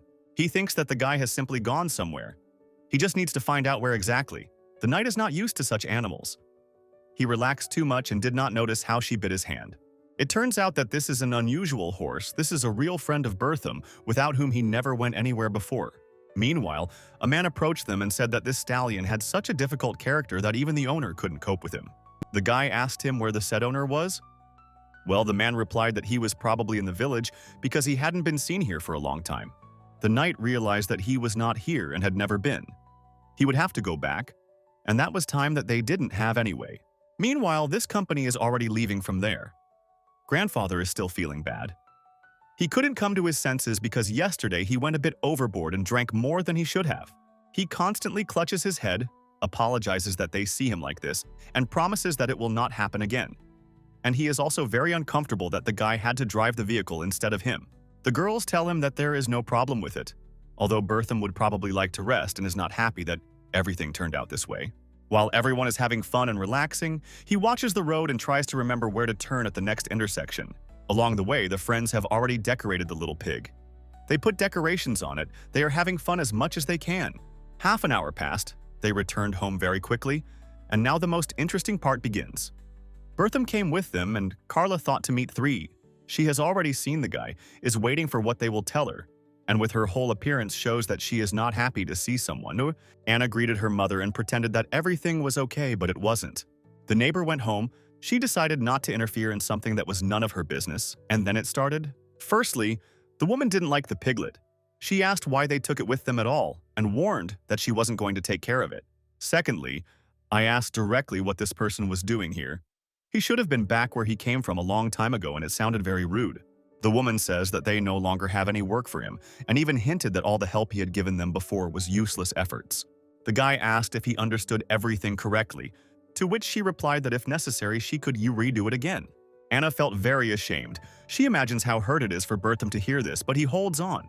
But the most interesting thing is not this, but that he said that he would probably stay here and would be ready to receive any tasks, as if he did not care whether they allowed him to do it or not. The woman starts getting angry. She asks what he allows you to do, and the guy replied that he could leave. But if he died, it would be on her conscience, so he thought that if he stayed, everyone would be better off. Anna is delighted with how he manages to get out of any situation. The guy even persuaded the woman to leave this piglet, and only so as not to leave him alone, and so that he does not fall into the hands of villains. Carla agreed. The grandfather stood aside all this time, as if he had nothing to do with it. He is very grateful to the guy that he decided everything himself. He didn't even have to help. Carla promised that sooner or later she won't be so kind, but these are just words. She always says this when she has nothing to say, but wants to look strict. She really wanted to finally live without strangers to relax. But everything remained as it was, and a little piglet was added, who will now have to look for food, make sure that he doesn't run away, and that no one steals him. Meanwhile, these two had already found a place for him. They were happy like little children, and at that moment, the grandfather asked Carla to look in their direction and asked, "Isn't it wonderful that everyone is happy and content? And for this to happen, all you need is for everyone to be there." He asked her not to be so angry, because if the guy left, as they agreed, her daughter would be offended for a very long time, and most likely, they would constantly quarrel. After this conversation, the woman rethought her behavior. She decided to approach her daughter and apologize for what had just happened. She also told Bertham that he could stay there as long as he wanted, and also apologized, although it was terribly hard. The main thing for her is that her daughter is happy, and if that meant he stayed, then she agreed to it. The girl was very happy. She didn't think that her mother would say something like that, and the guy also decided to apologize. He understands that he is causing inconvenience, but unfortunately, he couldn't act differently. He promised that as soon as he could safely return to his homeland, this would happen immediately. But for now, he would try to make sure that his stay here would be useful. Carla asked what he could offer, to which he replied that he would think about it. But now he would like to rest after all, the day had been very busy. So that the guy wouldn't rest too much, she asked him to be a waiter in their restaurant tonight because there were too many people. The establishment is filled with some not-so-nice people. They are literally watching him instead of looking at their plates. Bertham tries not to notice this. He only does what is required of him, carries plates, tries to do it very quickly so that the guests do not wait for a long time. The sooner they get their order, the sooner they'll leave and not stare at him. It's so busy today that even Carla is working as a waitress. She's already tired of the fact that someone constantly wants to get to know her, especially men her age. The guy watched this for a long time. He didn't follow. They were just talking so loudly that they even had to listen. He thought that he should definitely ask her if she needed any help. Finally, the working day was over. He asked for the sake of decency how the woman was feeling, and she said that she didn't even know how she would have managed without his help. After that, she thanked him and admitted that it was indeed much easier with him. Bertham wished him good night and went to rest. If a woman says that she is very tired, it is difficult to imagine how tired he is that day. He doesn't even have the strength to look under his feet. He's so tired that he walks from memory, not even looking at the road. At this time, Anna is watching him. She specially waited for him to be alone, just to scare him and then ask him how he's doing. She laughs at him, asks why he is so sad, as if he didn't know that he had just worked the whole night as a waiter, although because of this he could barely stand on his feet anyway. The girl said it was just a surprise and she thought he would be happy. After that, he asked him to go back because he himself wanted to find the abandoned building that he had mentioned a couple of days ago. She asked him what he needed it for, and he thought it might be a good place to hide for a while if someone came for him. Anna heard that this place is called Cursed, but in this situation, it doesn't matter to him, and the main thing is that few people know about it. She began to dissuade him because he could go there tomorrow, but for some reason it seemed to him that danger could await him today. After they deceived those people, it would be better to spend the night in the castle than to stay up all night and listen to every rustle. Anna even thought that he could be deceiving her. She doesn't believe that a person could want to go to that cursed place because there are other abandoned places around where you can hide. He asks if she is afraid that her mother will wake up at night and see that she is nowhere to be found. And when she finds out that she has gone after him, she will definitely kick him out, and maybe even along with her for educational purposes. She doesn't even know what to say to this, but she can't go home either. The girl doesn't notice how attached she has become to him, but this could be dangerous for her. At that moment, she asked to stop because she had not had time to rest. She saw a big rock and thought, why not climb up there and admire the view? She has never been in the forest at night. For her, it is like an adventure. But for him, it is all very familiar. From here, you can see the castle very well. It may seem that it is very close, but it takes at least half an hour to get there, Anna asked. Again, how sure he was that this was a good idea. There could be wild animals there that were much more dangerous than those soldiers. No one knows who might be there. Suddenly, there are villains. Some wolves or anyone else who is better not to approach. On the one hand, everything looks very tempting. There will still be some memories, but on the other hand, it is impossible to predict how everything might turn out. It's not as scary with him as it would be if she were here alone, but still, Bertham is tired and not as cheerful as he could be. She again said that they could find another place, but he replied that if she was scared, he wouldn't force her to accompany him. Anna realized that now she could either stay or go back through the dark forest, because he didn't have time to see her back. After that, she didn't say a single word to him. She just followed him, and he was already looking around to see how safe it was here. It's not a bad castle, it's very clean here, and if he had known about it earlier, maybe he would have settled somewhere here. The girl is shaking all over. She has already imagined the worst outcome. She doesn't want to go further, but it's better to stay close to him. He really likes that everything here is arranged in such a way that you can move in and live, at least for a few days for sure. There is even a kitchen here. Firewood. The only thing missing is lighting, but he did not expect comfortable conditions. At this point, she asked him to stop and says that she needs to tell him something. She didn't want to tell him about this before, but in fact, someone got hurt here. It was her father. For a girl, this is a very difficult topic. Probably that's why she didn't want to appear here. To which he asked if her father hadn't died during the war, to which she replied that he had, just in the last year. He did not die in battle. As many thought, her father often came here, said that he was engaged in research of agricultural crops. All these items were also brought here by her father. He made a very long journey, and since then this castle has been associated with him only. He was drafted into the army at the end of the war. He was a little short of time, and she still feels very sorry that everything turned out that way.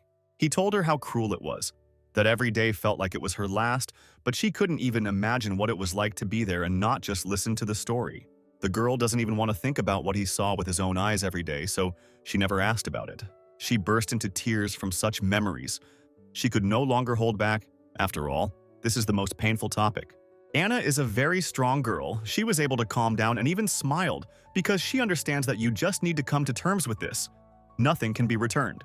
You just need to remember your father as a hero, thanks to whom everything is fine now. Even if the country lost, it will still consider him a hero. Even the guy who almost never has any emotions became so sad that you can see it on his face.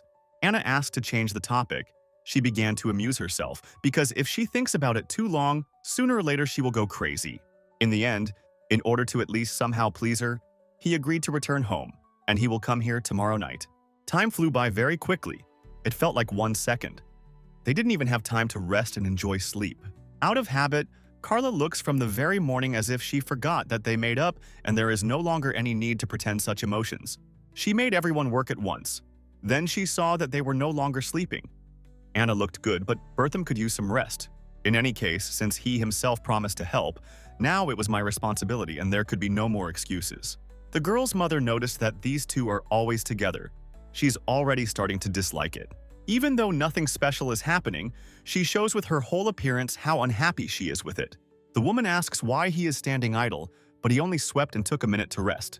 He answers her that if someone had lived these 2 days instead of him, they wouldn't have asked such questions. He was asked to sweep. He did it. Something else needs to be done. He won't refuse. And he also asked not to spoil his mood from the very morning. Carla justifies herself by saying that he misunderstood her, that she didn't say that he was slacking off, she just asked him to speed up.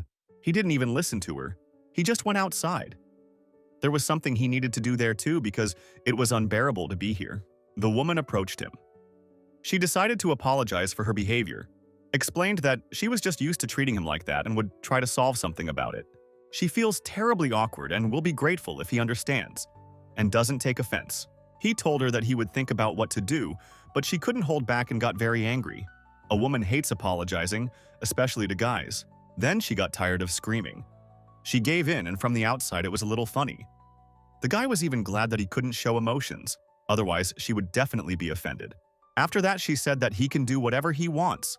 The main thing is to help and not sit still. She can't stand slackers. Sometimes she even doesn't like this trait in herself because when she's very tired, she still does something and can't stop until she falls asleep. Even now, it continues on itself that it stands still, but it could have already done something useful. She thought about blaming him for this too, but kept quiet so that she wouldn't have to apologize again later. In the end, he calmly went outside, said that he would find something to do that he liked and promised to rest less. Bertham can't imagine how hard it will be for Anna when she grows up and when she can be forced to do something serious. The girl will just be all about work. And meanwhile, the woman is so used to being indignant that she even gets angry now, although she doesn't understand why. There is no one around. She starts calling loudly for her daughter, and she was very close and asked with the same cry why she can't call normally. She almost went deaf. It so happened that these two met again near the piglet. He came to the lake, and they pretended as if they came to make sure that he did not drown. In fact, they just want to communicate. They even do it as if they don't even look at each other. Bertham is already a little tired. He can't imagine how one can work constantly, not rest, and also force others.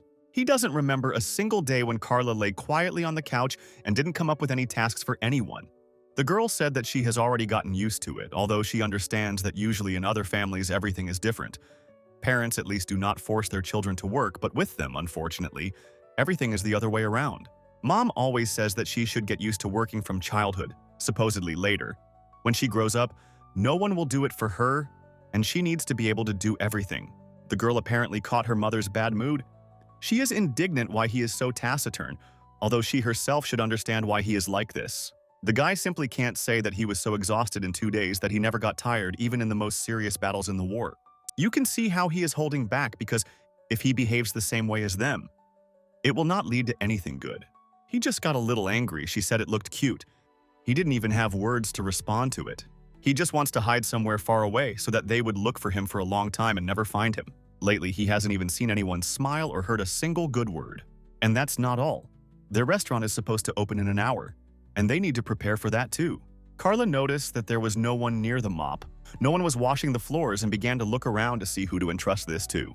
Since Anna is busy preparing supplies right now, she can't give her the job, and Bertham is nowhere to be seen. She asked where he was because she was sure she must know where he was hiding by now.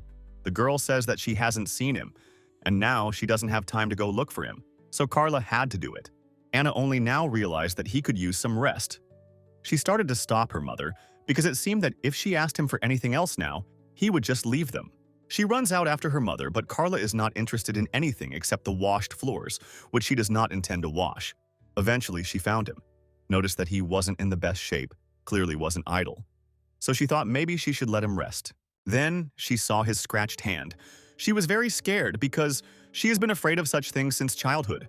She hates the sight, the smell, and everything connected with blood. Carla can't react to it normally. She couldn't even turn away. She just froze in place and doesn't speak. Then the woman realized that no one else could help him except her, and asked him to return home immediately. She urgently needed to treat her hand. She just had some bandages and the product they had already used to treat the wounds. Bertham didn't think that someone would do this, that Carla would find time for him. She is always very busy. Then he realized that she just didn't want him to lie on the bed, so she quickly helped him to help her in return. Meanwhile, at some point, he decided to have a serious talk with her. The guy hinted that he was very tired lately. If he gets so many tasks and doesn't rest, his productivity will drop. She told him that she didn't want to talk about it because she thought that everyone should work. She was so used to it and didn't see anything wrong with it. He says that if it's normal for her, it doesn't mean it's normal for others. And also, even though he stayed here on some terms, it doesn't mean that he's a servant here who doesn't have the right to lie down. Even if he did only half as much, it would still be enough. And when she heard it, she got so angry that she started to scare him. Supposedly, if he doesn't like something here, then she doesn't keep him. Only those who like to work live here, although this can still be argued. They couldn't have a normal conversation. They are two different people. Clara really sees how he tries, but he is not going to live by her rules. The woman was tired of discussing this. She still didn't understand what this whole conversation was about. She took his words as temporary fatigue, but everything is much more serious. At that moment, Bertham dared to say that as soon as he left here, she would see how much work he did. He managed to do so much in a day that even 4 people couldn't do it. If she's not going to appreciate what he's doing, then it's easier for him to sleep on the street than to stay here. And he also suggested that she swap responsibilities for one day. She would do as much as he usually does and vice versa. Naturally, she imagined the amount of work and immediately refused. Someone realized that they had been overdoing it lately. Carla promised that she would think about it and then they would return to this conversation. The next day came. Nothing foreshadowed trouble.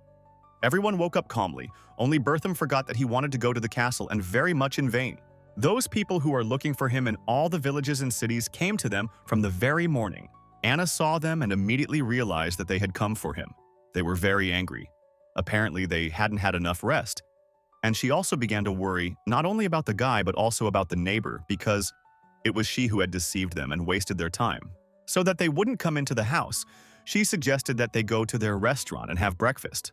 But she herself was nervous because she understood that if Bertham went out into the street and they saw him, everything would be lost. They were all very surprised that there was a restaurant somewhere here. The girl said that it was their family business and that they had very tasty food. She even recommended some dishes, but we didn't listen to her and still agreed to stay here. Anna doesn't notice how she looks from the outside. She's very nervous, and if someone notices it, there could be problems. Out of the blue, they hadn't even entered the restaurant when he was already asking if she knew a man named Bertham. He tells her that if she helps them and tells them where he can be found, they will give her some kind of gift. No one just knows that she can't be bribed with this. At this point, she decided to drag out time, began to be indignant that they were treating her like a child, even offering her something incomprehensible. And she knows that usually adults get something worthwhile for such help. She told them that she didn't know this man, and the knight was already confused and forgot that he was going to breakfast. He is not used to communicating with children. He yelled at her because he does not understand that since she does not know anyone, then why is she talking about some kind of reward and what is the point of it? The girl replied that, firstly, if her mother heard someone yelling at her, everyone would regret it very much. And secondly, even if she knew that person, after the words that for help they would give her something sweet, she would not even help. They tell her that she doesn't know who she's talking to which she replies that she doesn't care and goes to her neighbor. Anna tells the whole story. Lara is speechless. They need to come up with something urgently too. These people are already here, but for some reason instead of telling the guy about it, they are wasting time and he still doesn't know about anything. In the end, she came back to them and still offered to cook breakfast for everyone, as if nothing had just happened. They have no choice. Everyone is very hungry, and there is no other place in the area, only this restaurant. Anna watches them very closely, controls each soldier so that no one goes anywhere. The girl doesn't understand how to warn Bertham, because he is resting peacefully in his room and doesn't suspect anything. She tries to smile, deliberately very slowly brings out everyone's orders because the longer they are here, the more time the guy will have to escape. She really hopes that someone will tell him something and he will just go to the castle or somewhere else while she is here distracting everyone. The girl asks the cook to cook the food very slowly. They are drinking their drinks and don't suspect anything. A lot of time passed. About half an hour, she took out each plate separately, although she could take several at once. Anna is happy because it has been a long time since they had someone order so much food, and it would be nice if they left at least some tips. She even forgot when she last cooked so much. And in the meantime, grandfather came in. He also came to have breakfast. I had to pretend that nothing special was happening. She was talking to him nicely, but he already felt that something was wrong. The man greeted the visitors, even specifically saying hello to each of them, and thus delayed them even longer. At that moment, the knight asked if they could discuss something. They stepped aside and sat down at the next tables. The boy asks if the grandfather knows a man named Bertham, and if he knows this man, he would like to know where he can be found. Grandfather tells him that he has lived here for a very long time, knows every inhabitant of the village, knows all their names, but has never seen or heard of any Bertham. He said everything as it should be. The knight got angry, but still thanked him for the answer. After all, he could not miss the opportunity to ask him about this man. The man said that if they had any more questions, he would be happy to help, and he smiled as if he was happy that he had managed to get into character so well. He acts very confident. He even said that there is no point in approaching anyone else with this question, because he is the only one here who knows everyone. And if he doesn't know that guy, then no one else can know him. This is not the most pleasant news. Meanwhile, the girl has already brought him food. She heard everything. That's why she smiles. Everything is under control for now. She thought that Grandpa would quickly finish eating, go warn Bertham, and everything would be fine. And in the meantime, a neighbor came to the restaurant whom they already remembered. It was she who deceived them then. The knight couldn't get to her. He told her that she was wrong, and they had just wasted the whole day because of her. And also he was bitten by a horse. She didn't care so much about it that she just laughed and said that she had conveyed what she had seen, and the fact that they hadn't caught him was none of her business. He can't stand it anymore. He forgot about his food, and he's really annoyed that Anna is walking around all happy while nothing good is happening. In fact, she deliberately brings them things that they didn't even order. She sees that they have a good appetite, and they can eat more than they planned. She offers each person an extra portion and even says that it will be free. The main thing for her is to keep them here longer. Let them scream, get indignant, get nervous. But at least Bertham is safe for now. After he left, some time passed, everyone was already full. They stopped being so aggressive. Now they have full strength. All that remains is to hope that the guy hid and someone warned him. He had time, and Anna had already done everything she could. It was time to pay. But when she said how much they owed, the knight didn't quite understand how this could be. They were in a village restaurant, and he thought that the prices here were lower, especially since she said that some dishes would be free for them. At first, she was a little scared, but then she pulled herself together and explained that despite the fact that their restaurant is in the village, it complies with all the rules and, in her humble opinion, is even better than some other establishments in the city. They use the best products, are constantly developing, learning, and have a special attitude towards each guest. And since the food and service are at a good level, then the payment for all this should be appropriate. The knight didn't say anything to her about this. He silently paid for the food. She wished him a good day, and they left. He himself understands that for such a village the restaurant is really not bad, but still, he thought he would pay less, and therefore was a little upset. Finally, the guy said that your food is really delicious. If they are ever here, they will definitely come back to them again. It was very nice. Usually guests don't say anything like that, and now she's in a great mood for the whole day. For some reason, he can't get on his horse for a long time, although Anna is happy. She wants them to leave as soon as possible. Meanwhile, they are already walking around the city, looking at local residents and trying to recognize a familiar face. They are a bit confusing to people. There are children and their parents walking around everywhere, and the knight with the soldiers spoils the whole atmosphere. They already feel how everyone is starting to look at them strangely. So they decided to speed up, because they themselves do not want to stay here for long. Their leader is sure that they are already very close to Bertham. All that remains is not to idle and get down to business. For this, one of them even started helping a local housewife who was washing clothes by the lake. If only she would tell him something. They need any information, and for this they are ready to do anything, even wash other people's clothes.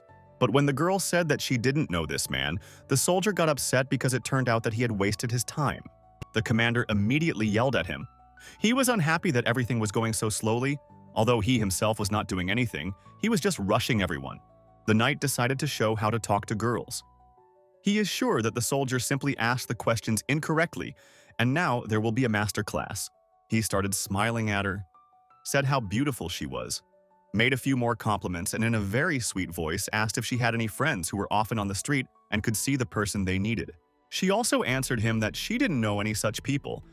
The soldiers wanted to laugh, but were afraid that they would be punished for it later. The knight pretended that he was not upset, although inside he was very ashamed because it was a disgrace to show how it should be done, but he did not succeed.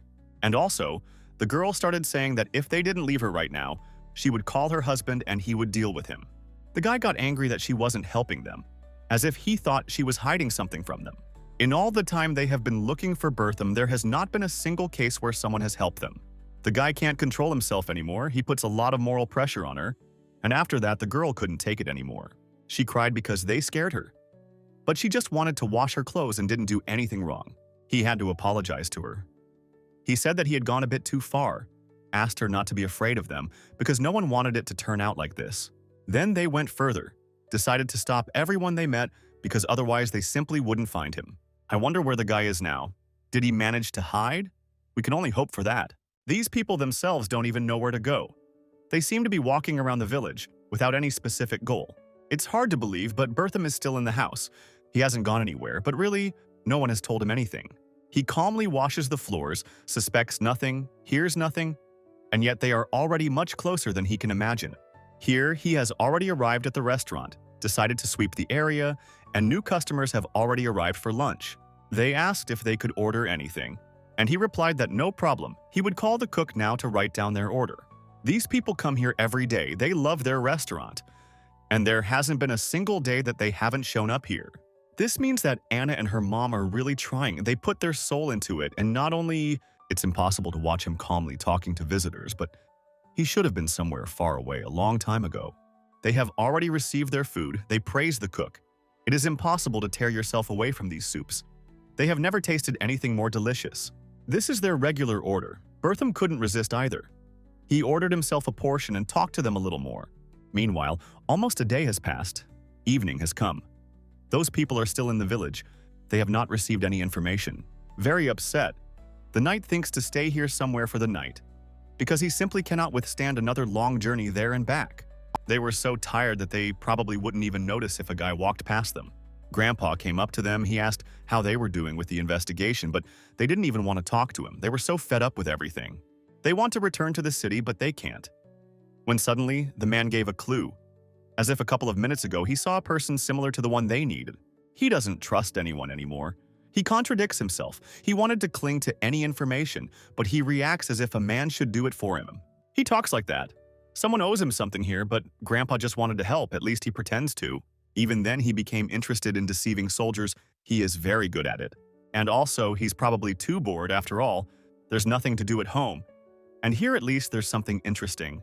The knight tells him that if there is no verified information, then he will not even go anywhere. It's already dinner time. They return to this restaurant again. Anna was happy because it meant that they hadn't found anyone yet. The soldiers, unlike their commander, were in a good mood. They asked for advice on what to order so that this dinner would be the most delicious in their lives. The girl promised that she would do everything herself. It would be a surprise for them and everyone agreed, even the knight. Then she approached them to clarify about drinks. This time, everyone chose compote. After all, it was time to rest soon, and they were afraid to order something more interesting in front of the knight. While the food is being prepared, the girl entertains the guests. She smiles, but inside she is already starting to get nervous because she still doesn't know what's going on with the Bertram. She tries to pay attention to everyone, but in her thoughts she only has that he is already somewhere in the castle. But how wrong she is. It's lucky he left before the knight and his soldiers got here. Otherwise there would have been big trouble.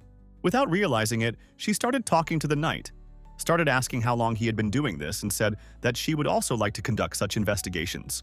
He says that it is not as easy as it may seem, and also said that he really does not like it when he is deceived. And at the same time, he grabbed my hand, as if hinting at something. At that very moment, her mother enters the restaurant. She doesn't see anything yet, but if she does, there will be a scandal.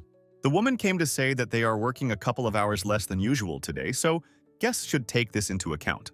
Anna didn't understand what happened. Decided to ask about it later anyway. The shoulders were already their people. Mom won't tell her anything. The guy greeted her. He said that during that day he got so used to this place that he was very sorry that they were closing early today. He wanted to stay here until late at night and even asked to make an exception for them. But it is impossible. Carla upset him, but explained that this was a forced decision and she could not do otherwise. At that moment, the girl thought that since her mother was here, she could talk to them, and she ran off to Bertram's. She hadn't seen him since the morning. She ran away so quickly that the knight thought to run after her. But Clara stopped him in time. She said she wanted to talk to him a little more, but in reality, that's not the case at all. It's night outside. It's impossible to believe that they didn't find the guy in such a small village. Apparently, he's very lucky. Anna is already knocking on his window. She doesn't even know what's better, for him to be here or for him not to be here. He went to the window, and she was so happy, as if he was already safe. But this was not the case, and they were about to have a very serious conversation, so there is little time left. But first, she wants to feed him, and she also said that there was no trace of her and she is here alone. Bertham is very grateful to her. The girl prepared a very filling dinner, so that if anything happens, there will be enough strength until the morning. It turns out she didn't come home, but to some other place. Grandfather advised him to hide here, and that's what he did. While he eats, they talk about the chances that those people will soon leave and leave everyone alone. If the knight is convinced that there is no one here, he will not come back here again and Bertham will be able to live peacefully. She tells him that they have been here all day. They will probably go looking for him further. The main thing is that they don't come here right at the very last moment. And also it's lucky that they don't enter houses without the owner's permission. Perhaps it would be possible not to leave the house at all. But here too, it will be good for him. At some point, the guy started to confide in her. He behaved differently than usual with an anxious voice. He admitted that it was unbearable without her here. He was not used to being alone for so long, and during this time he realized how much he had become accustomed to her. To everyone else too, but to her in a special way. Anna was embarrassed and doesn't even know what to answer to this. She put her hand on his hand. She did it very gently, as if hinting that it was mutual. It was hard for her too. She never thought she would worry about a person she knew so little. He became more than just a friend to her. There is some kind of connection between them.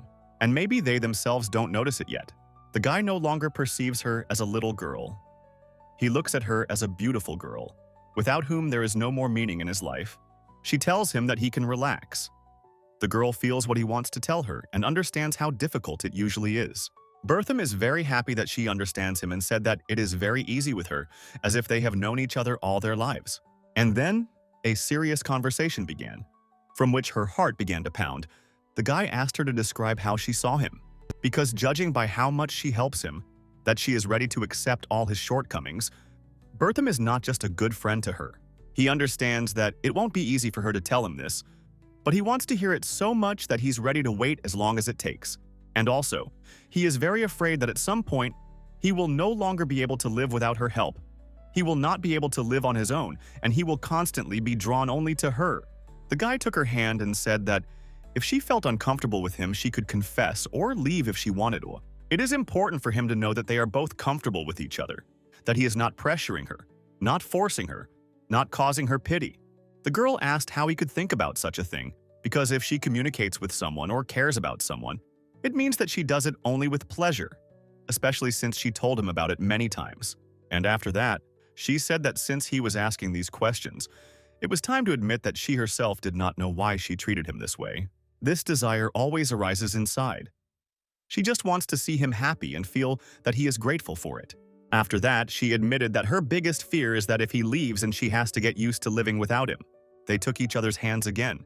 She asked him to let her get to know him better. And if necessary, she was ready to open up herself so that they could become closer. A couple of hours passed. The girl returned home. Her mother was not sleeping and was already ready to tell how they set her up. She told how terrible it was for her to communicate with those people, how she didn't want to do it, and that after that she would have to recover for a long time. All the people she wanted to spend so much time with. Anna apologized and thanked her for it because she couldn't say anything else. Not only did the soldiers not go anywhere, they also stayed overnight right in the restaurant, and even beds had to be moved for them. She wouldn't be able to stand it if someone slept in her house. Anna understands what her mother had to go through, but at the same time, she understands that there is no other way. The next day came. Just as dawn appeared, the dwarf was already busy and already in a bad mood because the soldiers were still here. Besides them, she has plenty of other worries. She came to the restaurant and saw unpeeled onions, but she is not going to peel them herself. She knows that the guy couldn't possibly do this, but at the same time, she's angry at him, as if he was just too lazy. People who want to have breakfast before work are already gathering in the restaurant, but they don't have any preparations. Mom says she has to help her and won't leave here until they feed all these people. This is the price for how she helped everyone out yesterday, naturally. The girl couldn't refuse because it's too dangerous to invite here. It seems to her that those people will come here again, just as the night is already nearby and very soon all the others will come to him. Carla says she doesn't care how her daughter does it, but she can't let them stay here for long. Otherwise, she will serve them herself, as Carla did yesterday. She will never forget that day. She hasn't worked so much for a long time. She is the kind of person who is used to shifting all the work onto others, just so as not to overexert herself. Meanwhile, half a day passed. Bertham dared to come to their restaurant, but before that he did not even make sure that there were no soldiers there. He talked a little with Anna's mother, didn't even have breakfast, and went off to an unknown destination, although she thought he would help. Carla didn't tell him anything. She didn't even have time to realize what happened. Everything looks like he's leaving them. She hadn't seen him like this for a long time. She even wanted to follow him, but there was a lot of work around. There was nothing interesting during this time. It's already evening. The day has flown by, and these people are still here.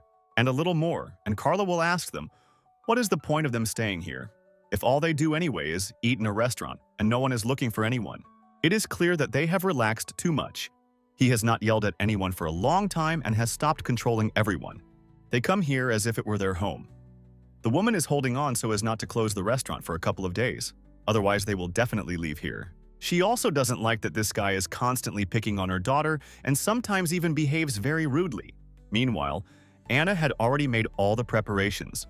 Somehow asked her mother for permission and went to Bertham in that castle.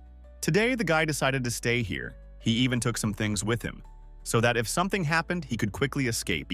The girl is very happy to see him. She said that very soon everything will be fine and they will finally be free. She blushes in front of him.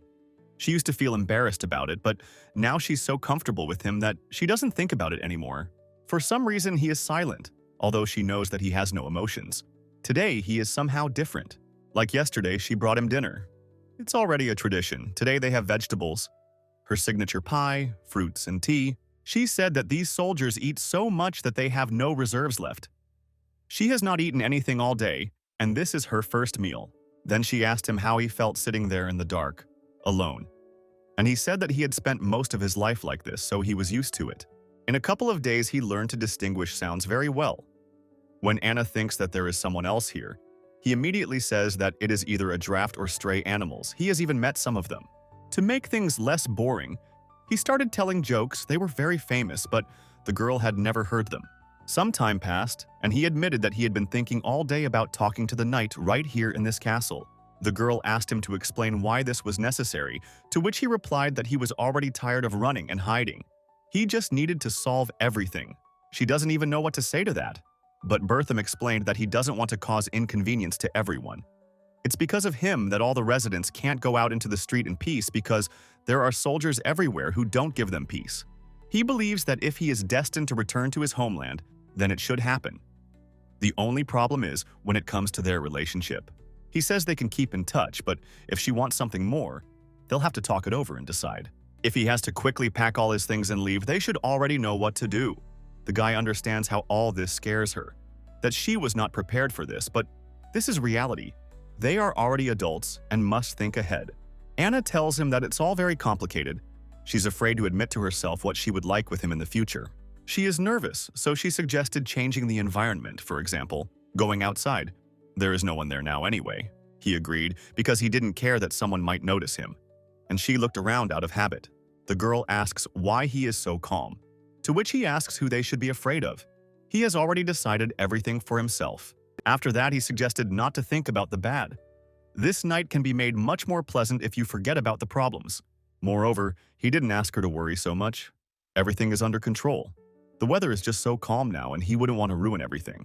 Anna promised that she would try to relax, although it was obvious from her expression that it was impossible. She brought him to the very same stone where they stood a couple of days ago, and Bertham suggested not to say anything for a couple of minutes and feel the atmosphere.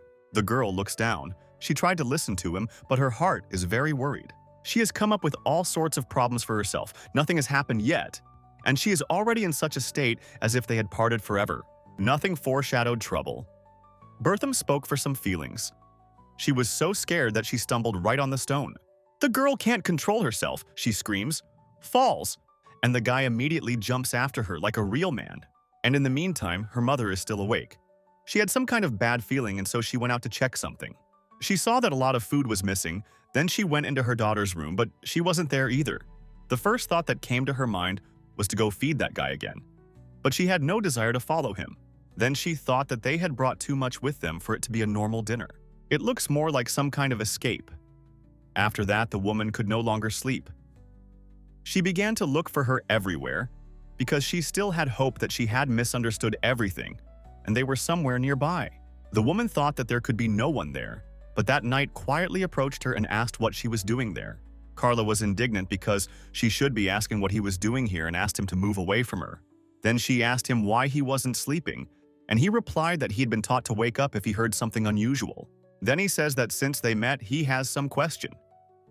He heard about a farm where, according to rumors, treasures may be buried and asked what she knows about it. Carla hears about this for the first time. He got angry, as if he thought that she would tell him something about it so easily. Literally, a couple of minutes passed. He had already gathered everyone else. They hadn't gotten enough sleep and already had to run for the horses to go somewhere. The woman doesn't understand what's going on. He keeps telling her different information. At first, he wanted to find treasure, and now they're all gathering to check if there are any villains in the area. The guy says he doesn't see anything wrong with it. They are used to leading a nocturnal lifestyle. For them, it's like a normal daytime walk.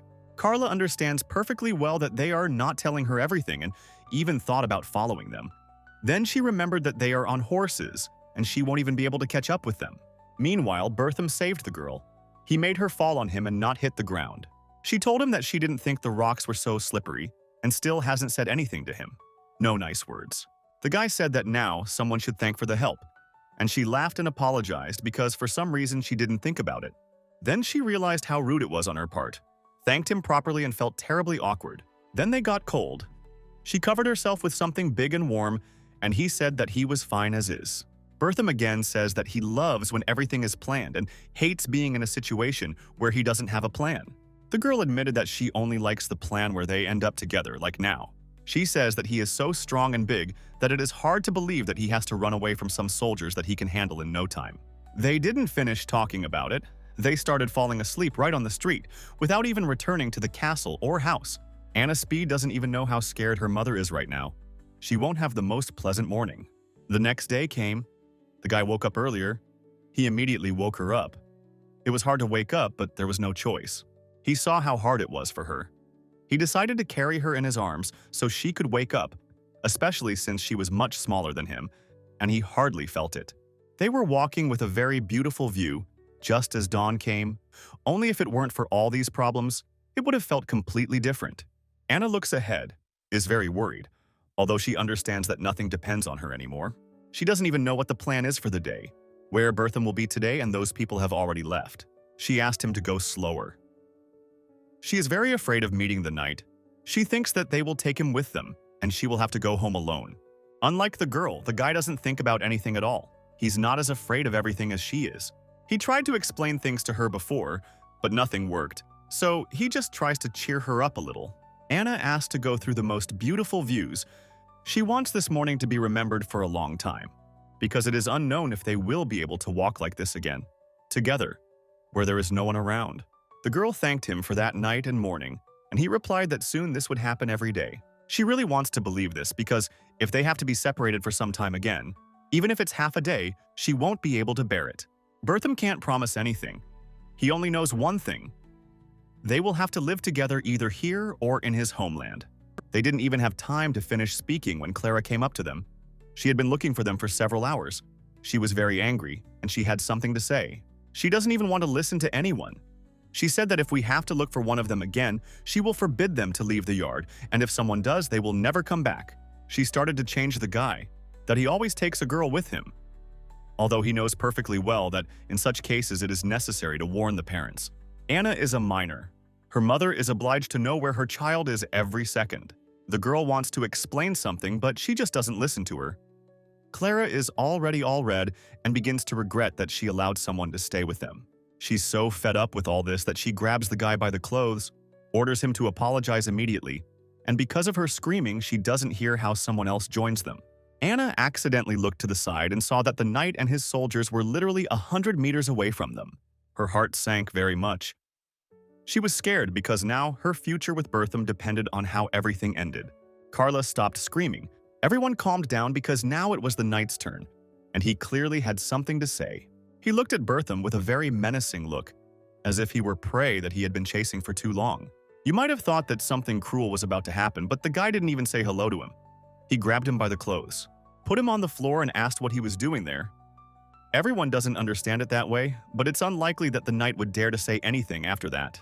Anna didn't expect this from him. She felt that everything wasn't so bad, and she was already imagining a picture of the knight running away and begging not to touch him. The knight is silent. He grabs his head and tries to move away, but Bertham asks a question and wants to get an answer to it. All the guards are standing behind. They are afraid to even approach, so as not to end up in the commander's place. Someone was brave and shouted that they were in the majority and he had better give up, but it even sounded funny. In the end, they all returned to the restaurant. Everything doesn't look so scary. Anna is now even less worried than before. The knight may be angry, but he lasts because no one is afraid of him here. The guy advised him to talk less, but he listens to him and gets angry at himself for it. All this time he created the impression of a formidable commander. And now he can't even leave here without his permission. The situation has turned upside down. It is impossible to guess how it will end. Carla also imagined it all differently. She can't believe her eyes when she looks at it. How all these people are having lunch. Bertham is not threatened by anything and no one. Everything is even somehow the opposite. The guy is in control of the situation. Everyone listens to him. Even she doesn't really want to attract unnecessary attention to herself. Meanwhile, they went with him to a meeting. But everything should have been the other way around. The soldiers want to listen to Franz because everything somehow doesn't look like it should have been. Carla asks to immediately explain what is happening and why they were afraid all the time, hiding him, if he took control of everything so easily. The guy says that firstly it was fun, and secondly it was a little test to see if he could rely on them.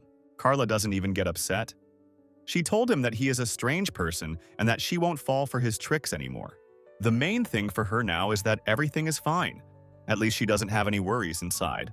Meanwhile, the guy warned her that it was better not to raise anyone's voice now.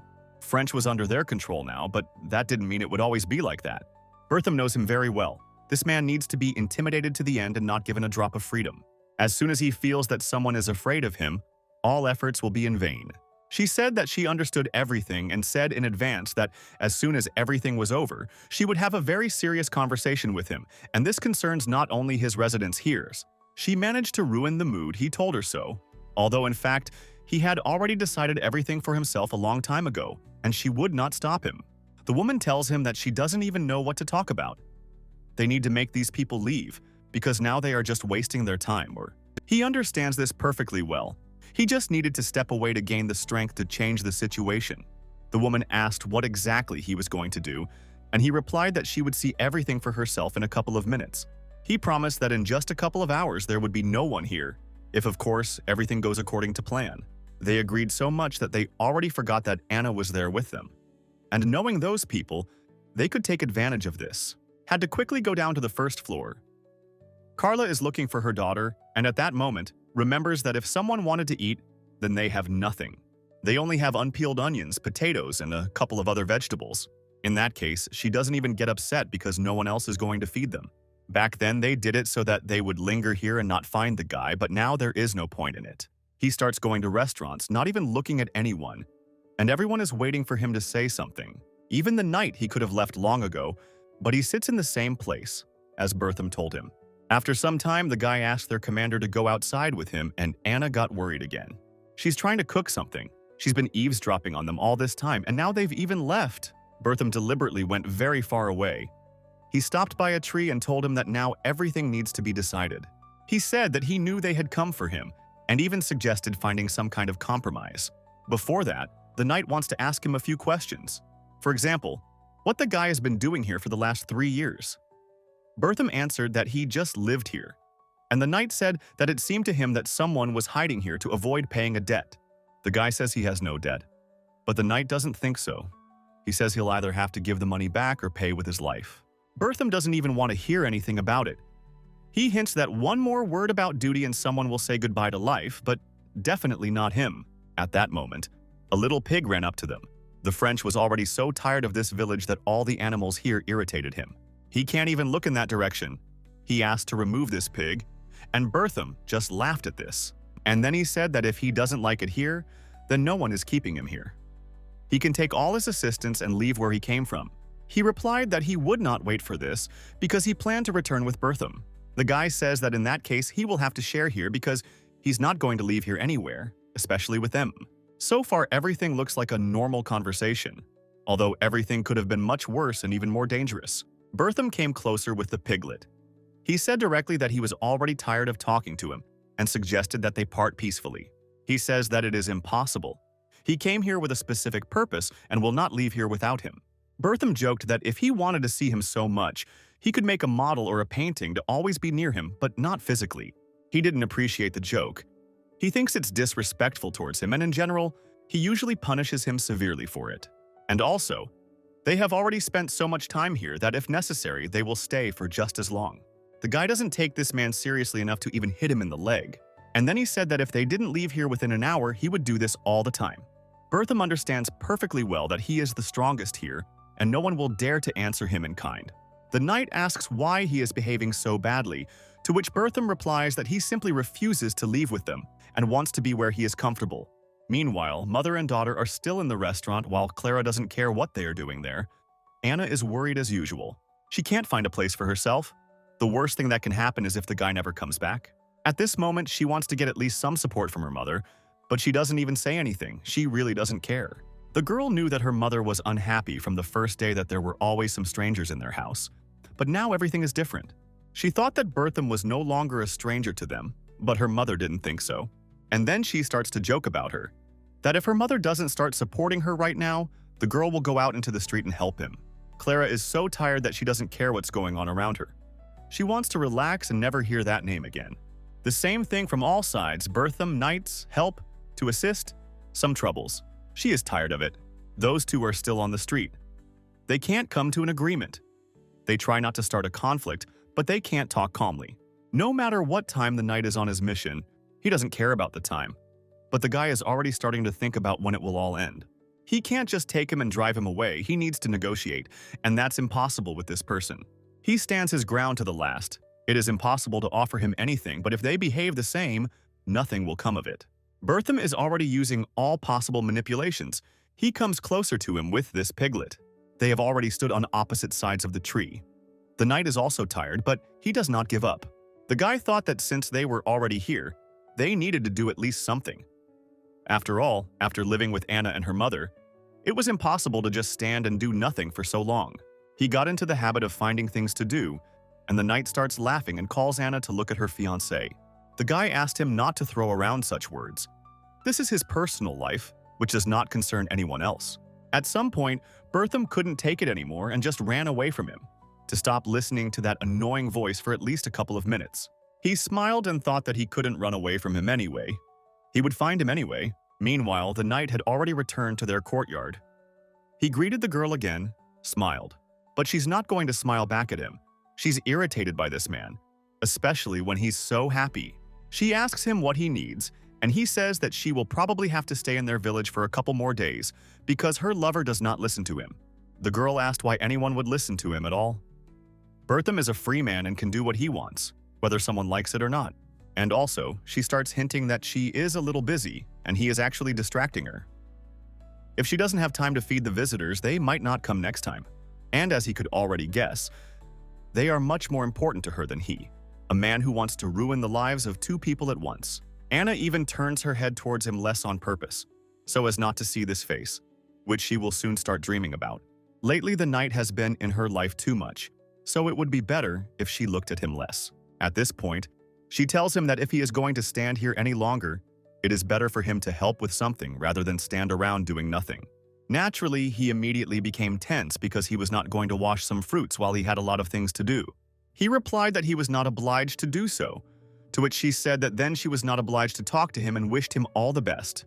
Finally, when she was already entering the restaurant, she said that it would be better if he appeared in her field of vision less often, because when she was in a bad mood, the food turned out the same. He tells her that he will still show up here. At that moment, her mother comes out and asks her to repeat it again. The girl stepped aside and laughed at him because she knows that if her mother takes charge, everything will be fine.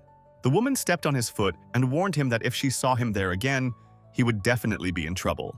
If necessary, she will appeal to all local residents to unite and drive them out of here with their own efforts. She knows for sure that it is possible. You just need to ask them. But he reacted to it somehow strangely. Apparently, he understands that he is losing his power against them.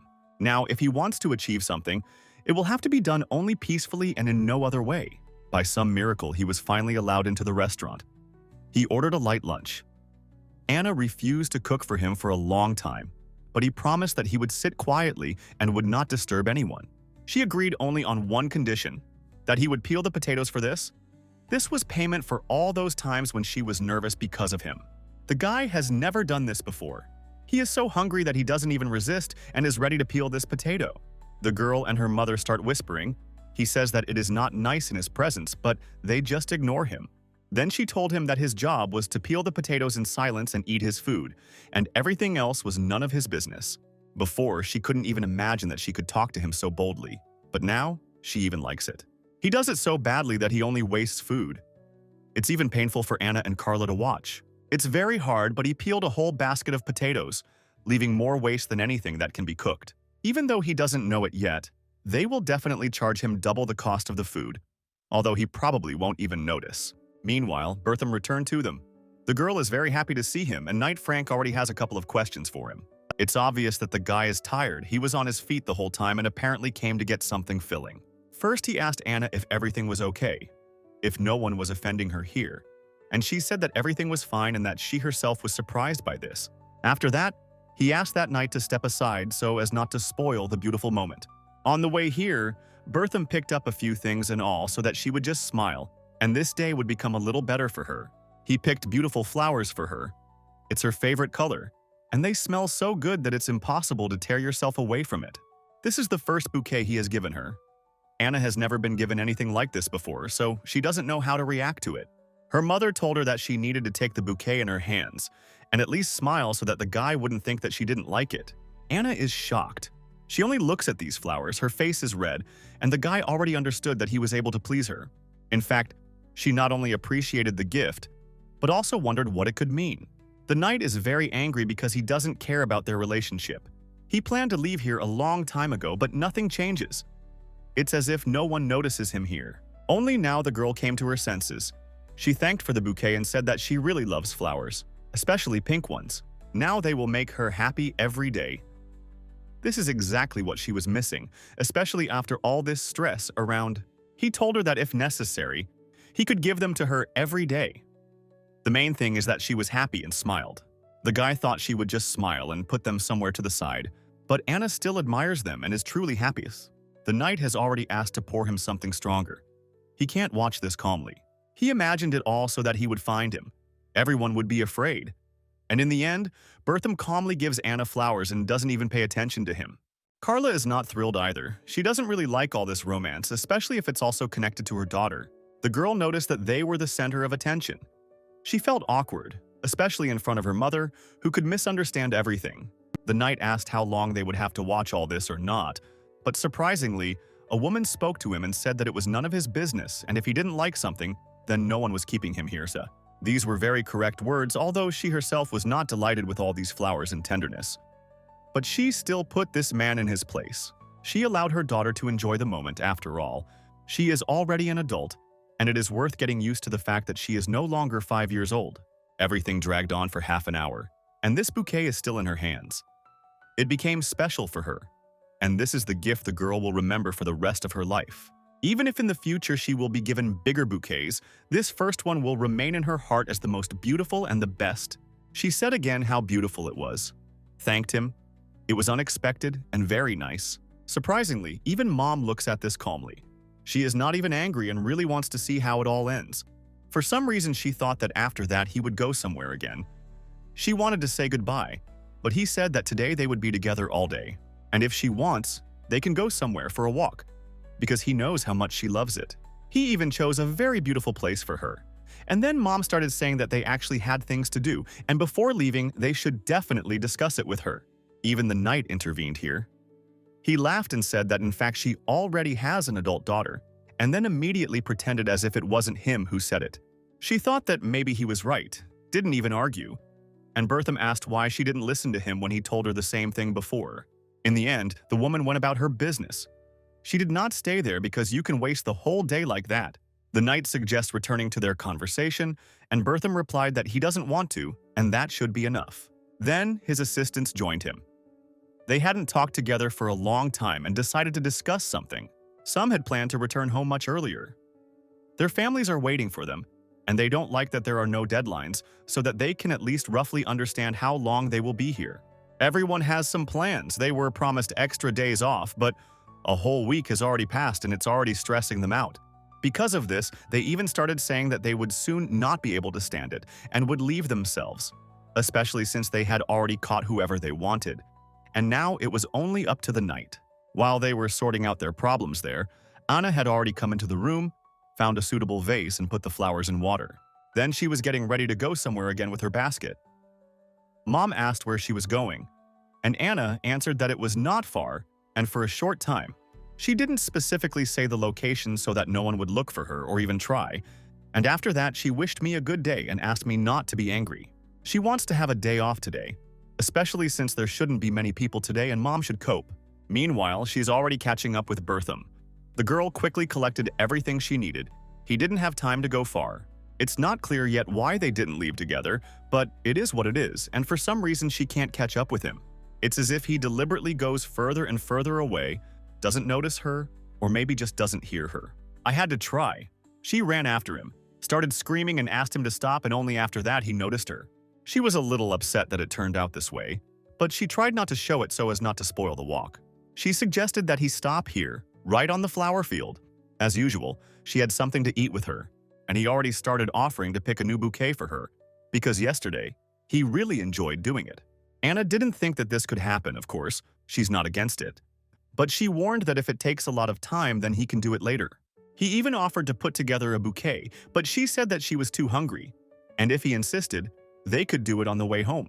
She is very pleased that he pays so much attention to this, and even came up with all of this himself. She didn't even hint at anything. At some point, she notices that today he doesn't talk at all, as if something happened. She immediately asked what was the matter, and he admitted that he felt very awkward in front of them. That company was not going anywhere, and it was all because of him. He will only be able to truly relax when they leave here and leave everyone alone. And if not, then sooner or later he will have to drive them out with his own efforts whether they want it or not. She immediately started screaming that it was very dangerous, that it would only make the situation worse, especially since it could happen that they would call for help, and then they would have big problems. I had to calm her down. He reminded her that those people don't understand the good way. You have to be tough with them, or not at all. He is very pleased that she is worried about him, but still, he is a man and should be able to solve his problems even if it seems that they cannot be solved. After that, they changed the subject. Anna was already laughing and even promised that she would try not to interfere in this matter anymore and would give him complete freedom of action. Meanwhile, they have already returned to the restaurant. A strong wind is rising outside and a heavy rain may start soon.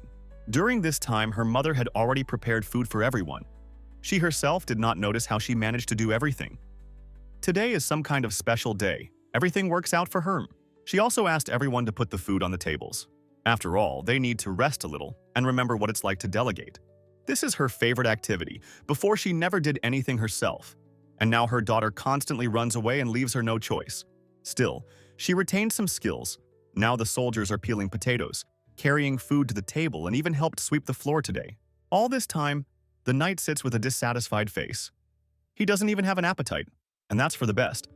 Suddenly, he gets so tired that he gives up and goes back. Everyone has been waiting for this moment for a long time.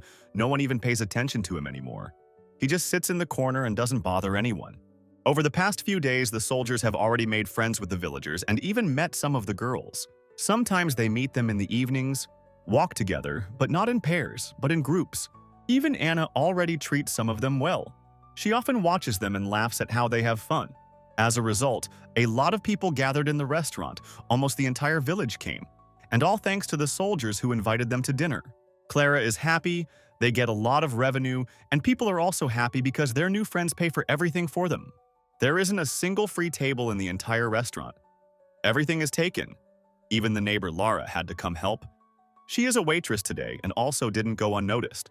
Anna found a couple of minutes to rest a little, accidentally noticed Bertham, who for some reason still was not in a good mood. He's sitting in the corner. Something clearly happened to him, and of course, she couldn't help but notice it. She hadn't seen him so sad for a long time, although he never has emotions, but now he is especially upset. She doesn't even know whether to approach him or not. Suddenly, he will want to leave altogether, just so that no one bothers him. While she was thinking about it, she didn't notice how she fell asleep near her flowers, and in the meantime, The next day came. Today, the guy is in a much better mood. He already gave her some surprise, but he is going to go somewhere. She immediately asked to go with him, but he apologized and said that this time he wouldn't be able to take her with him. He has one very important matter. For this, he even took a horse and left not alone. The girl doesn't understand what's going on. She wants to hope that everything will be okay and that he will come back soon.